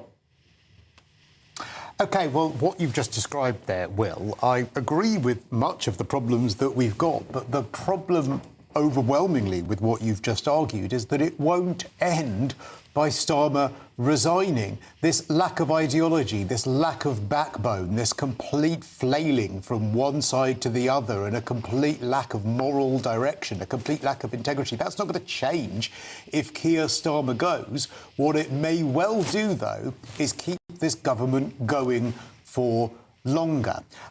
Now, there are a couple of arguments around that. Firstly, there will be a period of chaos, where nothing will get done. They'll have the party conference, they'll have a new leader, then that new leader will need to get things together. So I would say it's probably January that we'd end up with some sort of functioning government if they leave it till party conference. That is a long period of time where we have no government. But worse still, what it will do is give the government, in the eyes of the press and in the eyes of Labour supporters, something of a new lease of life. It'll give them another year or two to flounder on and probably move further to the left because, as I mentioned before, those backbenchers won't change. And what does that mean? It means a longer period between now and the next general election. And the only thing that will save this country and the only thing that will solve the problems that we are facing is not a new leader, a new government. And getting rid of Keir Starmer will delay that. We need a new government, and you get that through a general election. Kai, I suggest we will open it up to the panel because I largely agree with a lot of what. But the one thing I would say is I think it is more likely than not that this actually would bring a general election sooner because it would turbocharge all of Labor's worst instincts, and as a result of that, I think you would see things get worse more quickly. Which, you know what, unfortunately, may just be what the country needs in order to bring that election. But I think the problem with that, though, is that you will have all of those people saying, "Well, hang on, no, she's only just got into power, Angela Rayner. Give her a chance. Give her a year. Give her another year." And then you end up with them serving their full 5 years. And imagine what the country will be like then. I want it as soon as possible. I don't care who it is, as long as it's not Labour, and heavens above, as long as it's not the Greens. Christo, where I completely disagree with you is you put a charge of lack of integrity, of lack of direction, of lack of backbone at the Labour Party writ large, which is just basically your stand-in for saying you don't like their politics. But actually, all of that I see as what we gain from getting rid of Keir Starmer. Integrity, direction, backbone are all things that I think Keir Starmer is uniquely bad at, frankly, and I think voters can see that. But where I do agree with you completely is with that long period of government where nothing is happening. However, what's become clear to me, at least in the last year, is that that's what we've been living through. Apart from some ministerial departments where there's been new and very strong direction, because of this apathy from the top of the party and Keir Starmer not directing his ministers, the long period of government where nothing happened is the reality. Two very quick things to that. Firstly, I think that where we probably agree is that I don't even think the man himself could define what Starmerism is. No. There is no such thing as Starmerism. But I think the only thing... But we know which colour it is, and it's beige. Yeah. The only thing worse than a lack of Starmerism, I think, is potentially Raynerism. And that, I think, which is very red. Even worse. And so I just think that every option other than a new government is a bad one. That's your perspective, right? However, I think from a voter's perspective, the Labour Party will be thanked for putting in somebody who has the gumption and has a view on what will solve all the various issues that Britain has. It would certainly be popular with the Labour base, yes. Yes, yeah. Trey, you haven't spoken. Yeah, I was going to say, I think you're right. I think these guys have been a bit doom and gloom a little bit because I think what you're seeing here, really, imagine saying Andy Burnham gets in, for instance, someone who's a bit charismatic, is going to stand for something and actually does what Labour desperately needs to do. They need to bring the fight to reform. Reform is their biggest threat. You guys are forgetting about that. If you've got someone who's got charisma, someone who's standing for something, who brings the fight to Nigel Farage beyond just his comfortable space of migrants, etc., but starts talking about economics, unity, etc., that could change things. That's really, really important. You're forgetting about that. You're just saying, oh, whoever comes in after us is going to be worse, they're going to go left and it's going to be a nightmare. You don't know that. You don't know who might come in. But even if they get in, even if Farage said today, right, I am joining the Labour Party and I want to be leader, the backbenchers would never let him do Not anything. necessarily. You could get the most right-wing leader in place. The backbenchers aren't going to allow anything through. So you get someone else in, suddenly Labour starts surging in the polls. You think the backbenchers are not going to go for it? If someone actually does reverse things for them, the backbenchers are going to be thinking, OK, let's just go with this. But they're not as radical as you're making them out to be. This touches on Kai's point, because who could that person who's going to sort all of this out, who could that person possibly be? Because from the view of the electorate, people are looking at this and they're seeing, all we have, or it's not just in the Labour Party, this is across the board, but particularly in the Labour Party and with Keir Starmer, all we have is mediocrity with varying degrees of malevolence. That's what's on offer. And so I just don't think that... I mean, I think you're both right, actually. And I mean, whichever way it goes. I mean, he should obviously, on principle, resign. But I think that you're right, Christo, that it doesn't really make that much of a difference, and it probably will only get worse. Yeah. So is it a draw? Can we call it a draw? Officially call it a draw? There's never been a draw. I wouldn't even call it a draw. I think you both cocked out there. We did not cock that. I will not accept. I'm going to give the last word to Mr. Kadava, who's written in. Sorry, Will, you won't be talking about principle when there is a run on the banks. Yeah, that is a very fair point. It's a prediction. We shall see. We shall see. Anyway, we're going to move on. Still to come tonight. Say you won't forget me. It's sad to look at, man. This is sad to look at. But next, former Labour Prime Minister and a bit of a legend, Gordon Brown, has been appointed as a special envoy on global finance after a Downing Street meeting with Sir Keir Starmer earlier this morning.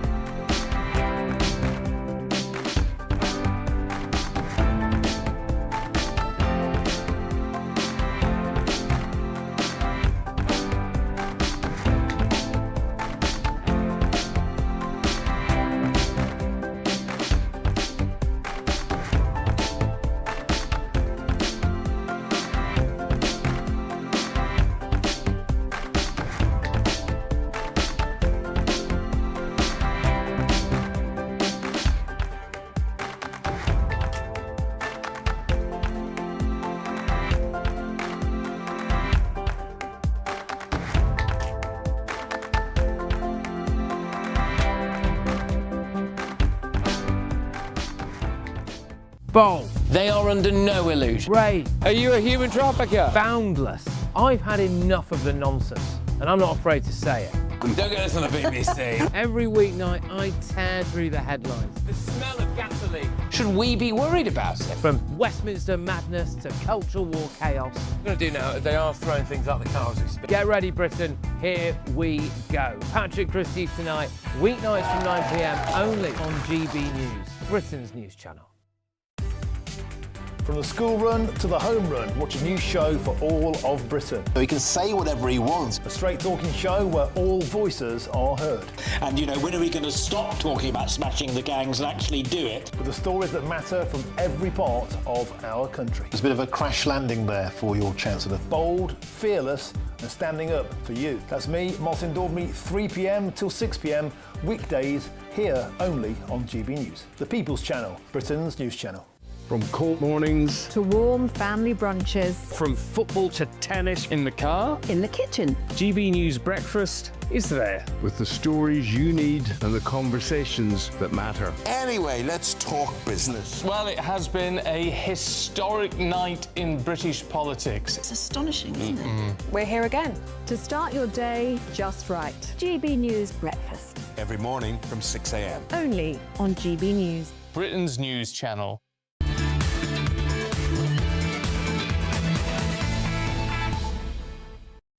Welcome back to the Saturday 5. Being on air is actually a bit of a break, a bit of silence from the racket, from this lot. Oh, my God, I have to tell them to shut up every time. Anyway, please keep getting in contact at gbnews.com/your say. I've got lots of Ask the Fives, but please continue to get them in. But we're going to move on to this very interesting story and interview as well. Former Prime Minister Gordon Brown has been appointed as a special envoy on global finance. As we've been talking about. Downing Street said that Sir Keir Starmer has committed to boosting the country's security and resilience, and that in this role, Gordon Brown will advise on how global finance cooperation can help to achieve this. So that says Sir Keir Starmer has appointed former Deputy Leader Baroness Harriet Harman as well as an advisor on women and girls just before that. And the Prime Minister says that these appointments are a future-looking move. It is, yeah, that is a bit of a laughter line, isn't it? Well, I don't know. We have a wonderful expert to discuss this with us. I'm very pleased to welcome the peer and former Labour MP, Lord Walney. Thank you very much for joining us tonight. No, good evening. Good evening. And former advisor to Gordon Brown in Downing Street, actually, during the financial crash. So very happy to talk to you about him. Fantastic. So you've seen it all. So you must have a fairly positive picture of these appointments, or maybe you'll tell us differently. What do you make of this? I do in the sense that that Gordon could achieve a great deal on this particular aspect of global financial resilience. So the big call to be made by nations on defence, I think, in particular, where all of our Western allies know that we need to increase defence spending. Some are going at much faster rates than others, and most would benefit from a coherent mechanism that enables us to get more security behind defence investment, more private sector investment leveraged in. Gordon, for all of the criticism that he received during his time as Prime Minister, and he will have a lot of empathy with what Keir is going through now. He was brilliant in the moment of being able to steer the country through the financial crash. So in as far as it goes, that's a good thing. I suspect the timing has more about getting those Labour grandees. Both have been technically leader of the Labour Party, because Harriet, well, she was deputy leader, was the acting leader through a period of before and after Gordon Brown. Is it going to achieve greater stability for him on the political front? Not sure.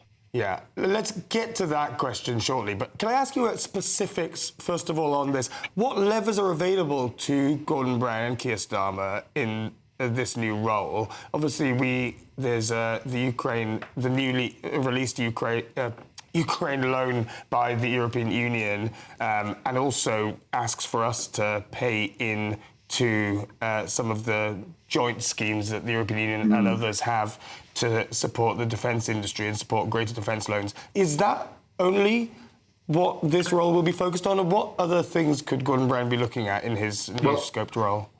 I mean, I don't know what he's going to be focused on, and I mean, I hope him and Keir know, but it's possible that it's been knocked together without that detail having yet been finalised. But a key question for the UK, and it is an important question that you asked. A key question for the UK is: are we going to put our weight behind one of the, I think, more interesting and important proposals that's out there on what's called a Defence Security Resilience Bank, which is a proposal that's being shaped by a number of nations. Actually, interesting, the Prime Minister of Canada, Mark Carney, is making the running on that proposal at the moment. He was the governor of the Bank of England in Gordon's time, so they will have good relations. So far, the UK has been disappointingly reticent to be part of that initiative, and if it could unlock the UK's full participation and even potentially bring in more nations in the way that Gordon was brilliant at the time of the global financial crisis, then actually all of our woes here in domestic political woes in the UK could ultimately be put in perspective if we start to have a mechanism to get the West spending on defence in the way that we desperately need. Yeah. Let's get on to what this looks like, these two appointments. Forward-looking move, say number 10, Back to the Future, I say. It's a bit of a nonsense, isn't it? Do you think this is behind maybe some increased grumbling from Labour MPs who think, come off it, going back to people who distinguish themselves in the noughties and tens is no way to run a government for the 2020s? I think there's probably an element of Gordon signalling to his MPs, look, I've got heavyweights behind me. And I know that Gordon has been trying to give support to Keir and to warn people off from challenging. And I suspect the timing of this is about saying, no, look, I've got these Labour heavyweights on side. Don't try anything.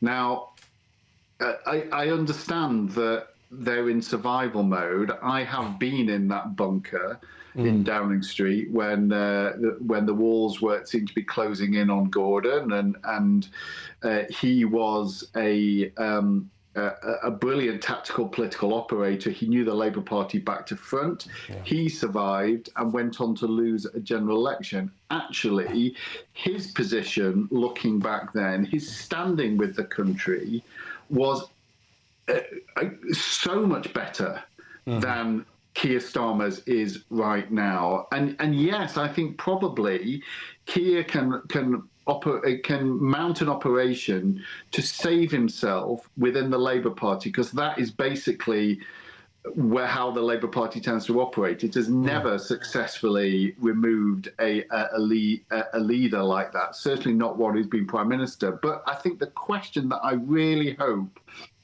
Keir and my friends in number 10 will be asking themselves is what for? Because fear that the alternative is going to be worse is not enough, in my view, if this Prime Minister has really gone past the point of no return with the electorate. And I think that everything you look at shows that he has. I don't think there is any way back for Keir to be able to regain any standing with the public. He could come out on Monday with the most brilliant policy speech, and people would shrug their shoulders and not believe it, and not believe he was going to stick to it. And they just do not like him. It's extraordinary, isn't it? That, for sure, we know will not happen, because we know from briefing that they're still deciding what to put in the speech, as if they don't have any ideas, which we knew already. There's a King's speech on Wednesday, which ministers don't know whether their bills will be in it or not. It's a total carnage. I think it's all tactics for survival, with the objective of survival, and not strategy for long-term governance. And it's damning, apparently, I think. I want to bring in the rest of the panel briefly. Christo, you had a question. Yeah, it just, to me, Gordon Brown seems such a bizarre choice, because if he's coming in to have a role within finance, the two financial events he's most associated with is the selling off of the gold, which is predicted that cost the UK economy long-term about £36 billion. He raised about £3.5 billion by selling it at the bottom of the market, and the lack of adequate preparation for the global financial crash. And so those two events are the things he's most associated with, which would be bizarre that Keir Starmer potentially wants to associate himself with that.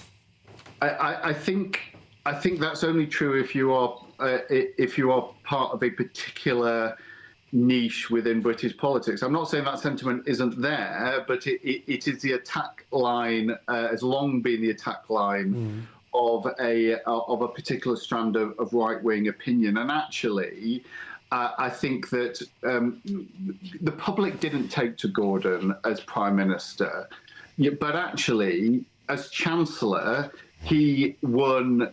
He was a key part of winning the 97, the 2001, and the 2005 elections. All the while, may I say, people like you were making the point on selling off all the gold, and it didn't land with the public. And yes, I agree with the point on overexposure going into the financial crash, but he did lead the global response.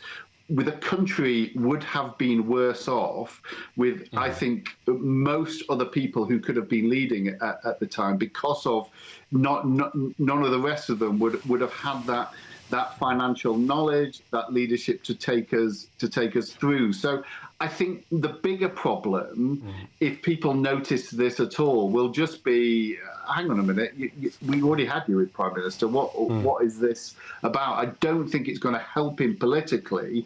It might help him on that big financial question that we started the interview talking about. Yeah. Can I? We're just going to finish shortly, but in one sentence, what should the Prime Minister do over the weekend? Resign. It's a pretty short sentence. Thank you very much, Lord Walney there. Peer, former Labour MP, and, as you heard, former Labour advisor to Prime Minister Gordon Brown at the time, of course. Still to come tonight. I've led a campaign against Jewish apartheid in Gaza. What's going on there? Who knows? But next, it is time for Bunch of Five.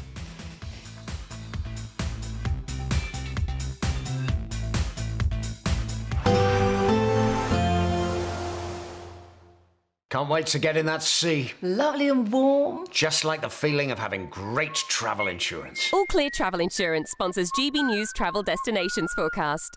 There's some pretty unsettled weather making its way northeastwards across southern parts of Europe at the moment. Heavy rain and severe thunderstorms. It's been very wet across areas of Spain and Portugal already this weekend, and there's more of that to come through tomorrow. That rain also pushing into parts of France and further eastwards towards Italy. In some places we're looking at 25 to 50 millimetres of rain in just an hour or so, and then higher rainfall totals through a couple of days. So watch out, could be some disruption.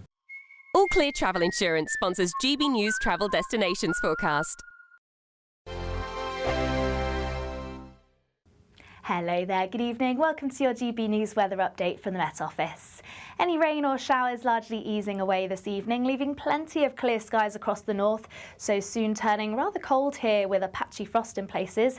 Bad news for any growers or gardeners. And where we do see any rain this evening, it'll be largely where this frontal system sinks its way southwards. But as I say, any rain largely easing away. It does bring in a fair amount of cloud though across central and southern parts of England. That'll stop temperatures dropping too low. But across Northern Ireland, Scotland, northern parts of England, lots of clear skies around, so turning rather cold here with a patchy frost in places. Some areas of Scotland could drop down to around -4 to -5 degrees Celsius in rural parts. So a cold start, yes, but lots of dry weather and some sunshine across Scotland to start on Sunday. Some showers just clipping coastal areas at times, but lots of brighter weather across inland Scotland. And across Northern Ireland, northern parts of England, quite a similar start. Lots of dry and bright weather, though it is going to be chilly. Not quite as cold across central and southern parts of England, also across Wales, but a fair amount of cloud to begin the day. This thick enough to produce some showers across southeast England. And through the course of the day, this may push up towards the London area before eventually easing as it drifts its way eastwards. We'll eventually start to see some rain push into the far north of Scotland, but actually for the large majority of the country, it's going to be a dry day with plenty of sunny spells into the afternoon. A slight difference though compared to this afternoon. It is going to be feeling rather cool at times, particularly across the south. Quite a brisk easterly wind here at times, adding on to the chill. And on Monday, an unsettled day at times. Some rain, some showers sinking their way southwards, but to the far north and south of this area of rain, it should be mostly dry with some sunny spells, but another cool day on offer for many. Some quite brisk winds across eastern coasts. And into next week, some rain and showers at times, also plenty of brighter interludes and remaining on the cool side. Westminster's full of talk, but out here, it's the real world. Am I allowed to talk then? No, that's it. This is where it matters, real people and real lives. That's what politics is all about. In fact, has Trump made a good start? No. Straight answers, no spin, and just a couple of pints. How many fingers have I got up? About 10. So join me for Lee Anderson's Real World every Friday at 7 p.m. only on GB News. The People's Channel, Britain's news channel. I've been in Westminster for a long time, but I know that though power may be here, its effect on people's lives is across the whole of the country. We may be where rules are made, but it's where they're implemented that matters. Join me, Jacob Rees-Mogg, for forthright and frank discussion on where Britain has come from, where it's going, and where it will end up. That's State of the Nation, Monday to Thursday, 8 to 9 o'clock. Vox Populi, Vox Dei.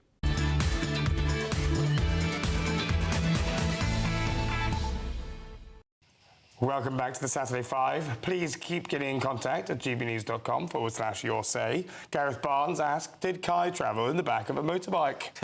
A gentleman never says. Going 100 miles an hour. Yeah, what was the other? There was another one about my hair. Adrian Porter, has Kai had a hair transplant? Again, oh, that's why the producers were telling me to talk about my hair, so I could zoom in on it. Outrageous to It looks suggest nice, that though. anyone on this panel would have had a hair transplant. I think that's completely ridiculous.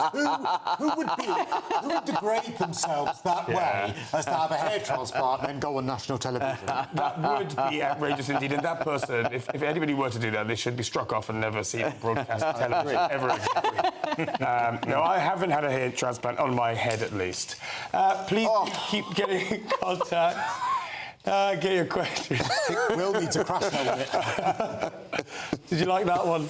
Oh, there's plenty more to come. There, if you pardon the pun. We will move on. Stop. We will move on. It's time for this.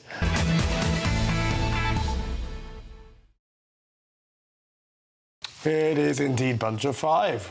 Will, what do you have for us? Yeah, moving along swiftly. An update from the colonies. Kai, I think it is worth checking in on Australia from time to time because many of the cultural and economic problems this country faces are being replicated in Australia. The Archibald Prize is the most prestigious artistic award in Australia. It's very well known in Australia. It is highly sought after if you're an artist. Now, 100 years ago, this was the winner of the Archibald Prize. Lovely, very impressive. Let's see what the 2026 winner of the Archibald Prize was, shall we? Now, I preface this by saying I am not an art critic. At the same time, no one can tell me, and art is, of course, highly subjective, as the producers are at pains to tell me. At the same time, no one can tell me that this isn't less about artistic merit and more about a particular brand of woke virtue signalling that now has infected the establishment. And I just find it incredibly sad that these sorts of things now really are more about political messaging than really any sort of merit. For me, this is nothing but civilisational decline. Emma, don't you own that skirt? I've seen you in that. Christo, you own that please. I own the robe, definitely. But you know what, though? I think it's a stretch, though, to look at that picture and be like, civilisational decline. I mean, come on. Someone would have looked at Picasso from a certain lens and think that was absolute nonsense. Do you think in years and years to come we're going to look back at that like a Picasso? But you might do. You just don't know. I think it's more the subject matter, probably, that you're not a fan of. No, I'm not going to let that. I'm not going to let that stand. The fact of the matter is, it is the messaging that is trying to send that the kind of signalling or the virtue signalling is more important than the actual artistic merit itself. I don't have a problem if someone is Indigenous. I have a problem with the quality of art being of secondary importance to the actual merit of the piece of work itself. And I actually don't think, I mean, within reason, I don't think that artistic merit is subjective. You can look at somebody like Klimt, for example, who did do wacky paintings, but if you look at Klimt's early work, he really, he knew how to paint. Same with Picasso. He could paint. He chose to do other things for artistic reasons. But I don't think it's true that artistic merit is, like Duchamp's toy, we're all aware of a lot of these modern art movements where people are not into it, think, what is that? What, sheeping formaldehyde and all that sort of stuff? There's lots of art expressions that people think is nonsense. There is a difference between a Da Vinci and Duchamp's urinal, just sticking a urinal in and saying that they're the same artistic merit. They're just not. We are going to move on. What's your story, Emma? Because it's not the Michael Portillo show. It's not about art. It is a politics show. Go on. Sorry, I mentioned Klimt. My bad. So very, very different story from me. This is a school in, well, I won't say where it is, but this is a school where the teachers have gone on strike. and the students have protested the teachers' strike because they've been striking during their GCSEs. Take a look at this clip. The fact that you're doing this during GCSE and mock times make us think you have no sympathy or consideration towards your students, making it look much worse on your case. Unbelievable. So what's going on there? Well, so, I mean, these teachers have chosen to go on strike at the time when these students have got their GCSE and mock exam results. And actually, from the video, the teachers look as if they're being extremely disrespectful to the students. The students are speaking quite politely to them, saying, you're not putting your students first, you know, this is about our education, you're doing this during our GCSEs. And at one point, one of the teachers, I mean, the teachers seem to turn their back, and one of them sort of claps in a really, what seems like a really disrespectful way.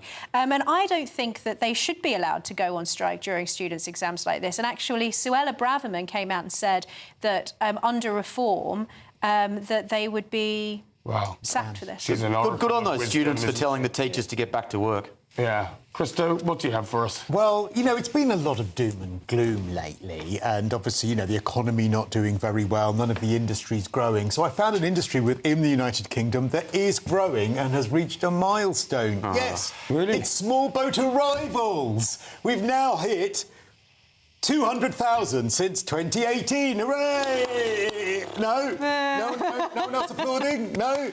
Yes, that is the grim total that we got to yesterday morning.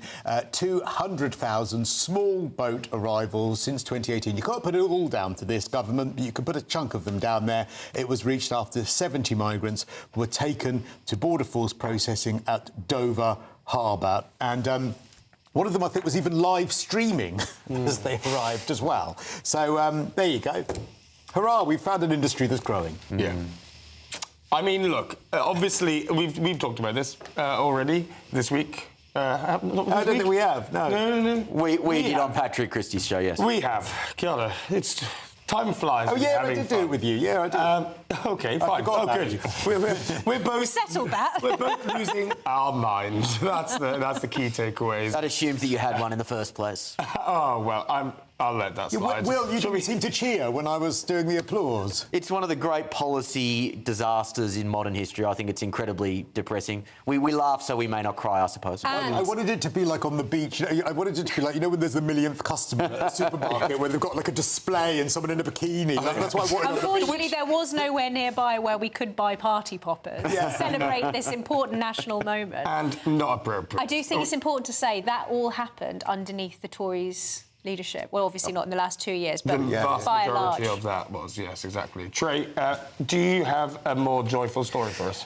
Depends on how you look at it. You guys probably will hate this story, but I actually think it's a very joyful story, and that's a story of Layla Cunningham, who is vying to be the next London mayor, talking about how difficult it was for Reform to actually get votes in London, because from a London-centric point of view, Reform does look like the party of bigots, which we've spoken about before, and I think it's a problem that they do have. I don't believe Reform is a party full of bigots whatsoever, but I do think Reform has had a bit of an easy ride, and they've got this impression of just being all about migrants. And right now, in order to win London, and in fact a lot of the sort of blue areas which they didn't quite get the wins that they were hoping for, they're going to have to go beyond the migrants and actually explain themselves. So Layla was upset really because she's going really against the tide with people who think Reform is not good news for Londoners, and respect to Londoners for that, to be honest. Very quickly, you can't just talk about Londoners, ironically, Trey, as a monolithic group. If you look at parts of London like Bromley, for example, which the Conservatives did very well to pick up, or to retain, Bromley? No, to win off Labor, I think. In any case, Westminster, they won off Labor. Like, you can't just talk about London in this way. It is actually more diverse than you may give it credit for, and I think that is... London is more diverse, but I think in order for Reform's messaging, which does well in certain places, they're going to need to do a lot more than just talk about migrants from a London point of view. I'm going to interrupt this. We don't have much time to debate. However, breaking news, Labour has lost Lewisham Council to the Green Party after holding it for 55 years. Labour won a clean sweep, easy for me to say, clean sweep of the council in 2022. The Greens are up 30 seats, and they're on 30 seats, and Labour on 9. What a time to be alive. What an extraordinary set of results it has been. On to another extraordinary set of results. Depends on your perspective. My bunch of 5 this week is about you people at home who are prepping for, in the event of a, I don't know, what could it be? A disaster, nuclear strike, whatever. A new survey by Link, who is that organisation behind ATMs, say that half of the British people have battery-powered items at home, like a torch and so on. Well, that's probably just people who live in the countryside and not in London like us. 37% kept a power bank in the house. That's not interesting. But 17% of people have a stash of cash at home in order to save for the possible fallout, and only 27% have done nothing at all to prepare for a potential big event. They need to get their act together because it's sensible to be prepared. I'm a prepper. Are you a prepper? What do you have, Krista? I'm a prepper. I've got like loads of bottles of water in the basement. Chocolate fingers. A few like tins for the dogs. I've got all sorts of things in the basement. But why, though? What are you expecting to happen, and how long is that going to last you? You never actually know. You just never know. You just never know. And if I don't need it, I don't need it. Well, We've got a load of food in the maybe we'll talk about that later. Canned food. I do have a lot of sweets at home. At least anyway. have a go bag, Kai. You never know what might happen. Still to come tonight. There goes my future. There goes my rights. Yeah, sorry. Trigger Tantrums next. You're with the Saturday 5 live on GB News.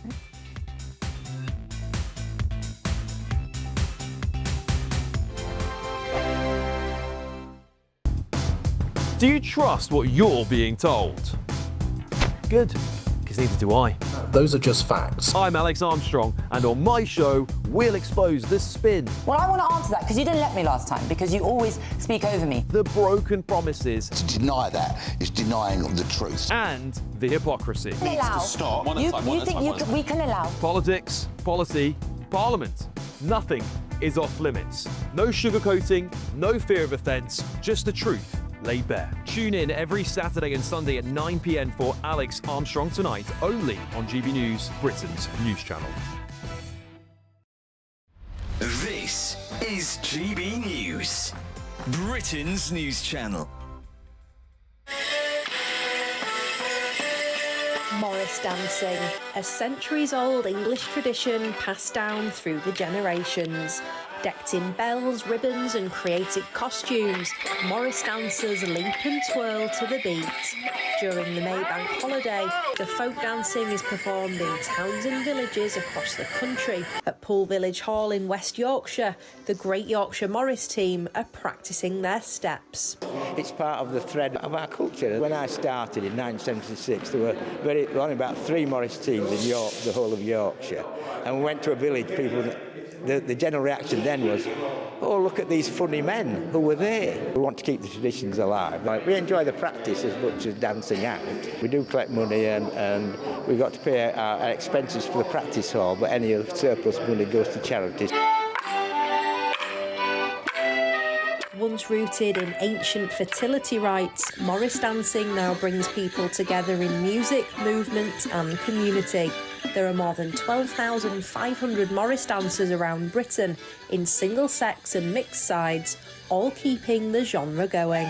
The sort of gear that I'm wearing for is, apart from the Yorkshire Flat Cap, this is fairly traditional Cotswold Morris gear. Great Yorkshire Morris do Cotswold. We also do Border Morris, which is from the borders between Wales and England. We also do Longsword, which is a Yorkshire tradition. A living cultural practice with deep historical ties and regional diversity, Morris dancing is here to stay.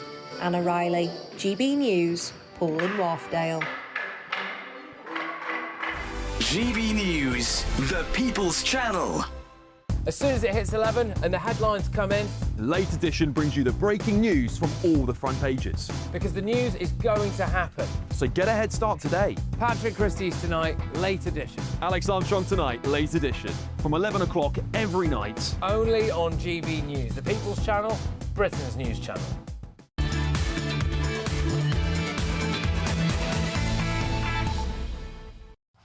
Welcome back to the Saturday 5. Coming up from 8 p.m, it's Ask the 5, of course, as you all know.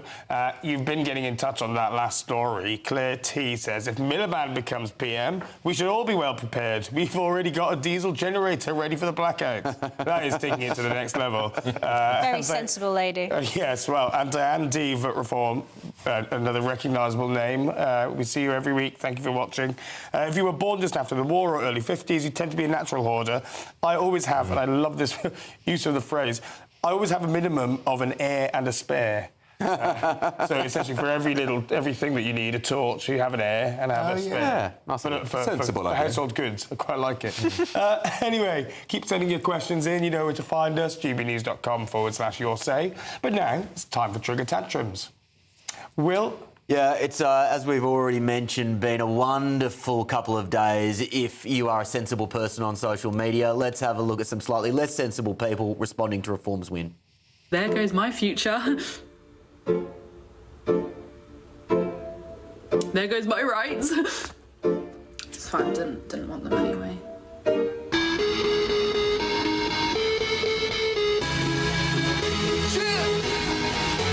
It's fine. It's absolutely fine. I know that the Oi Savaloys are going to be all over the internet today. Oh, we won. That's you, by the way. Oh, it's so good. It's so incredibly good. Aren't you enjoying that, Trey? Are you enjoying that, Kai? Hey, hang on. Yeah. I won't take this because I speak out about these people all the time. I guarantee that these people... No, these people are not my friends. They haven't knocked on doors. They aren't feeling this emotion because they've put an effort into changing the result, to winning arguments, to winning over their neighbours and friends. They're just on social media chatting absolute... And that's garbage. And that's them told. Yep. and that's your second triggered tantrum for this evening, ladies and gentlemen. What else do we have? Plenty more to come from me. Emma, what's your trigger tantrum? Well, 2.0, there's much more where that came from. It's the gift that keeps on giving. Say you won't forget me. It's sad to look at, man. This is sad to look at.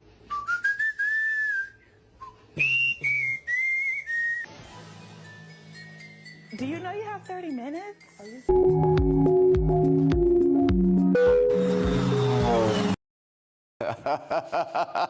We can just slightly cut out the person who was literally having a little sob there. Yeah. But yeah, it's going to put us back by centuries. Centuries! Because Reform won some council seats. We'll be centuries. Back. So, yeah, no votes for women. How many centuries are they thinking? How well were the bins collected a few centuries ago? King Charles is thrilled. There is no rolling back for rights with the gays because that Reform conference was like the toilets of the Astoria nightclub. I've never seen more gays in one place than at that Reform conference. And the gay rights, there's no way they're rolling back. No way. Do you know what, guys? On a serious note, though, I think those people... having fun. They're actually going to come together and they're going to look at ways how to tactically defeat Reform. So I think you might laugh, but I think... Those particular people. No, I think people are going to start... My prediction is going to be a hung Parliament, the next one. Trust me. People are going to get together and be like, right, let's keep Reform out, unless Reform can go beyond just this whole competition around Margaret. I don't mind that's what's going to happen. Conservative Reform coalition. I actually think that's the best of both worlds because they'll stop the Conservatives going too left, but they'll have the experience for Reform so that they can fend off people saying that they're not experienced. Yeah, can I just back up what Trey says? I went and canvassed, as some of you know, in Gorton and Denton, not for Matt Goodwin, but for the Labour Party. Surprise us, Pie. Sorry, Matt, he knows. Actually, it was the first experience I've had of people who are genuinely scared of Reform. And we all here know lots of people in Reform, some are members. I get on with many of them. I'm not scared. Some people are viscerally scared, and that will lead to tactical voting. The question is whether there will be too much confusion for people to know how to tactically vote. Yeah. That's what happened in Gordon and Denton. But the thing is, as well, you would ask those people, and I had a conversation with someone who said, oh, look, just anyone but Nigel Farage, and they end up going for the Lib Dems. They don't know any of his policies, and they don't really know what he stands for. It's just a vibe that they seem to have. Yeah, but vibes matter a lot. That's true. That is true. Speaking of people of little substance. Christo, what's your trigger tantrum? Thank you very much indeed. Now, it's difficult to know who to support in this one, but this is Lewis Goodhall from the newsagents going up to Birmingham and getting barred from a cafe when talking to the campaigner Ahmed Yaqub. You'll know him. He's the lawyer that's sort of taken on everyone, and it sort of descends into some chaos. We'll, hospitable to you, but you don't know what good manner and hospitality is. We'll be covering. Charge this guy. Charge this guy for the tea. Can you ban him from the shop, please? Are the bans not allowed? We're barred. Oh, you met your barred. Oh well, there we go. You're barred. Excuse me, mate. We're barred. All right, okay, we're barred. We're being barred from the cafe now. So there you go. And as Will just said in that clip, it's the consequences of their worldview, just like smacking him in the face. It's difficult to know who to support in that clip. Yeah. No one. Yeah, it is like that march where the leftists and some Islamists got it face to face and they were like, we're on your side. And the Islamist was like, no, we're not. Anyway, don't go anywhere. You know that coming up is the Saturday 5 Extra. We're going to let our hair down even more. Would you believe it? Anything can happen. So get ready. We'll be back very shortly after, I think, the weather. You'll find out soon.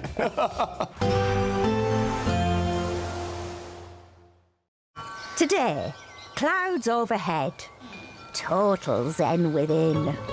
Boxed Solar sponsors the weather on GB News.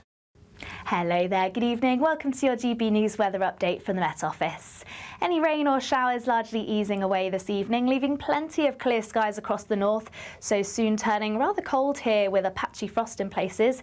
Bad news for any growers or gardeners. And where we do see any rain this evening, it will be largely where this frontal system sinks its way southwards. But as I say, any rain largely easing away. It does bring in a fair amount of cloud though across central and southern parts of England. That will stop temperatures dropping too low. But across Northern Ireland, Scotland, northern parts of England, lots of clear skies around. So turning rather cold here with a patchy frost in places. Some areas of Scotland could drop down to around -4 to -5 degrees Celsius in rural parts.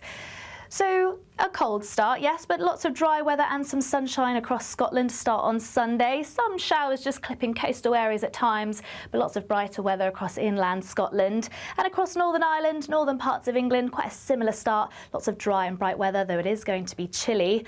Not quite as cold across central and southern parts of England, also across Wales, but a fair amount of cloud to begin the day. This thick enough to produce some showers across southeast England. And through the course of the day, this may push up towards the London area before eventually easing as it drifts its way eastwards. We'll eventually start to see some rain push into the far north of Scotland, but actually for the large majority of the country, it's going to be a dry day with plenty of sunny spells into the afternoon. A slight difference though compared to this afternoon. It is going to be feeling rather cool at times, particularly across the south. Quite a brisk easterly wind here at times, adding on to the chill. And on Monday, an unsettled day at times. Some rain, some showers sinking their way southwards, but to the far north and south of this area of rain, it should be mostly dry with some sunny spells, but another cool day on offer for many. Some quite brisk winds across eastern coasts. And into next week, some rain and showers at times, also plenty of brighter interludes and remaining on the cool side. Today, clouds overhead, total zen within. Boxed Solar sponsors the weather on GB News. £76,543 and 21 pence in tax-free cash could be yours this summer. That's totally tax-free cash to spend on anything you like. And remember, because it's totally tax-free cash, you'll get to keep every single penny for a chance to win. Text cash to 63225. One entry costs £2.50 plus one standard network rate message. Or text bonus to 63225. 5 entries cost £5 plus one standard network rate message. Go to gbnews.com/win. Entries start at £2.50. Call 0903 686 3232. Calls cost £2.50 plus your network access charge. Or post your name and number to GB21 PO Box 8690 Derby DE1 9TT. UK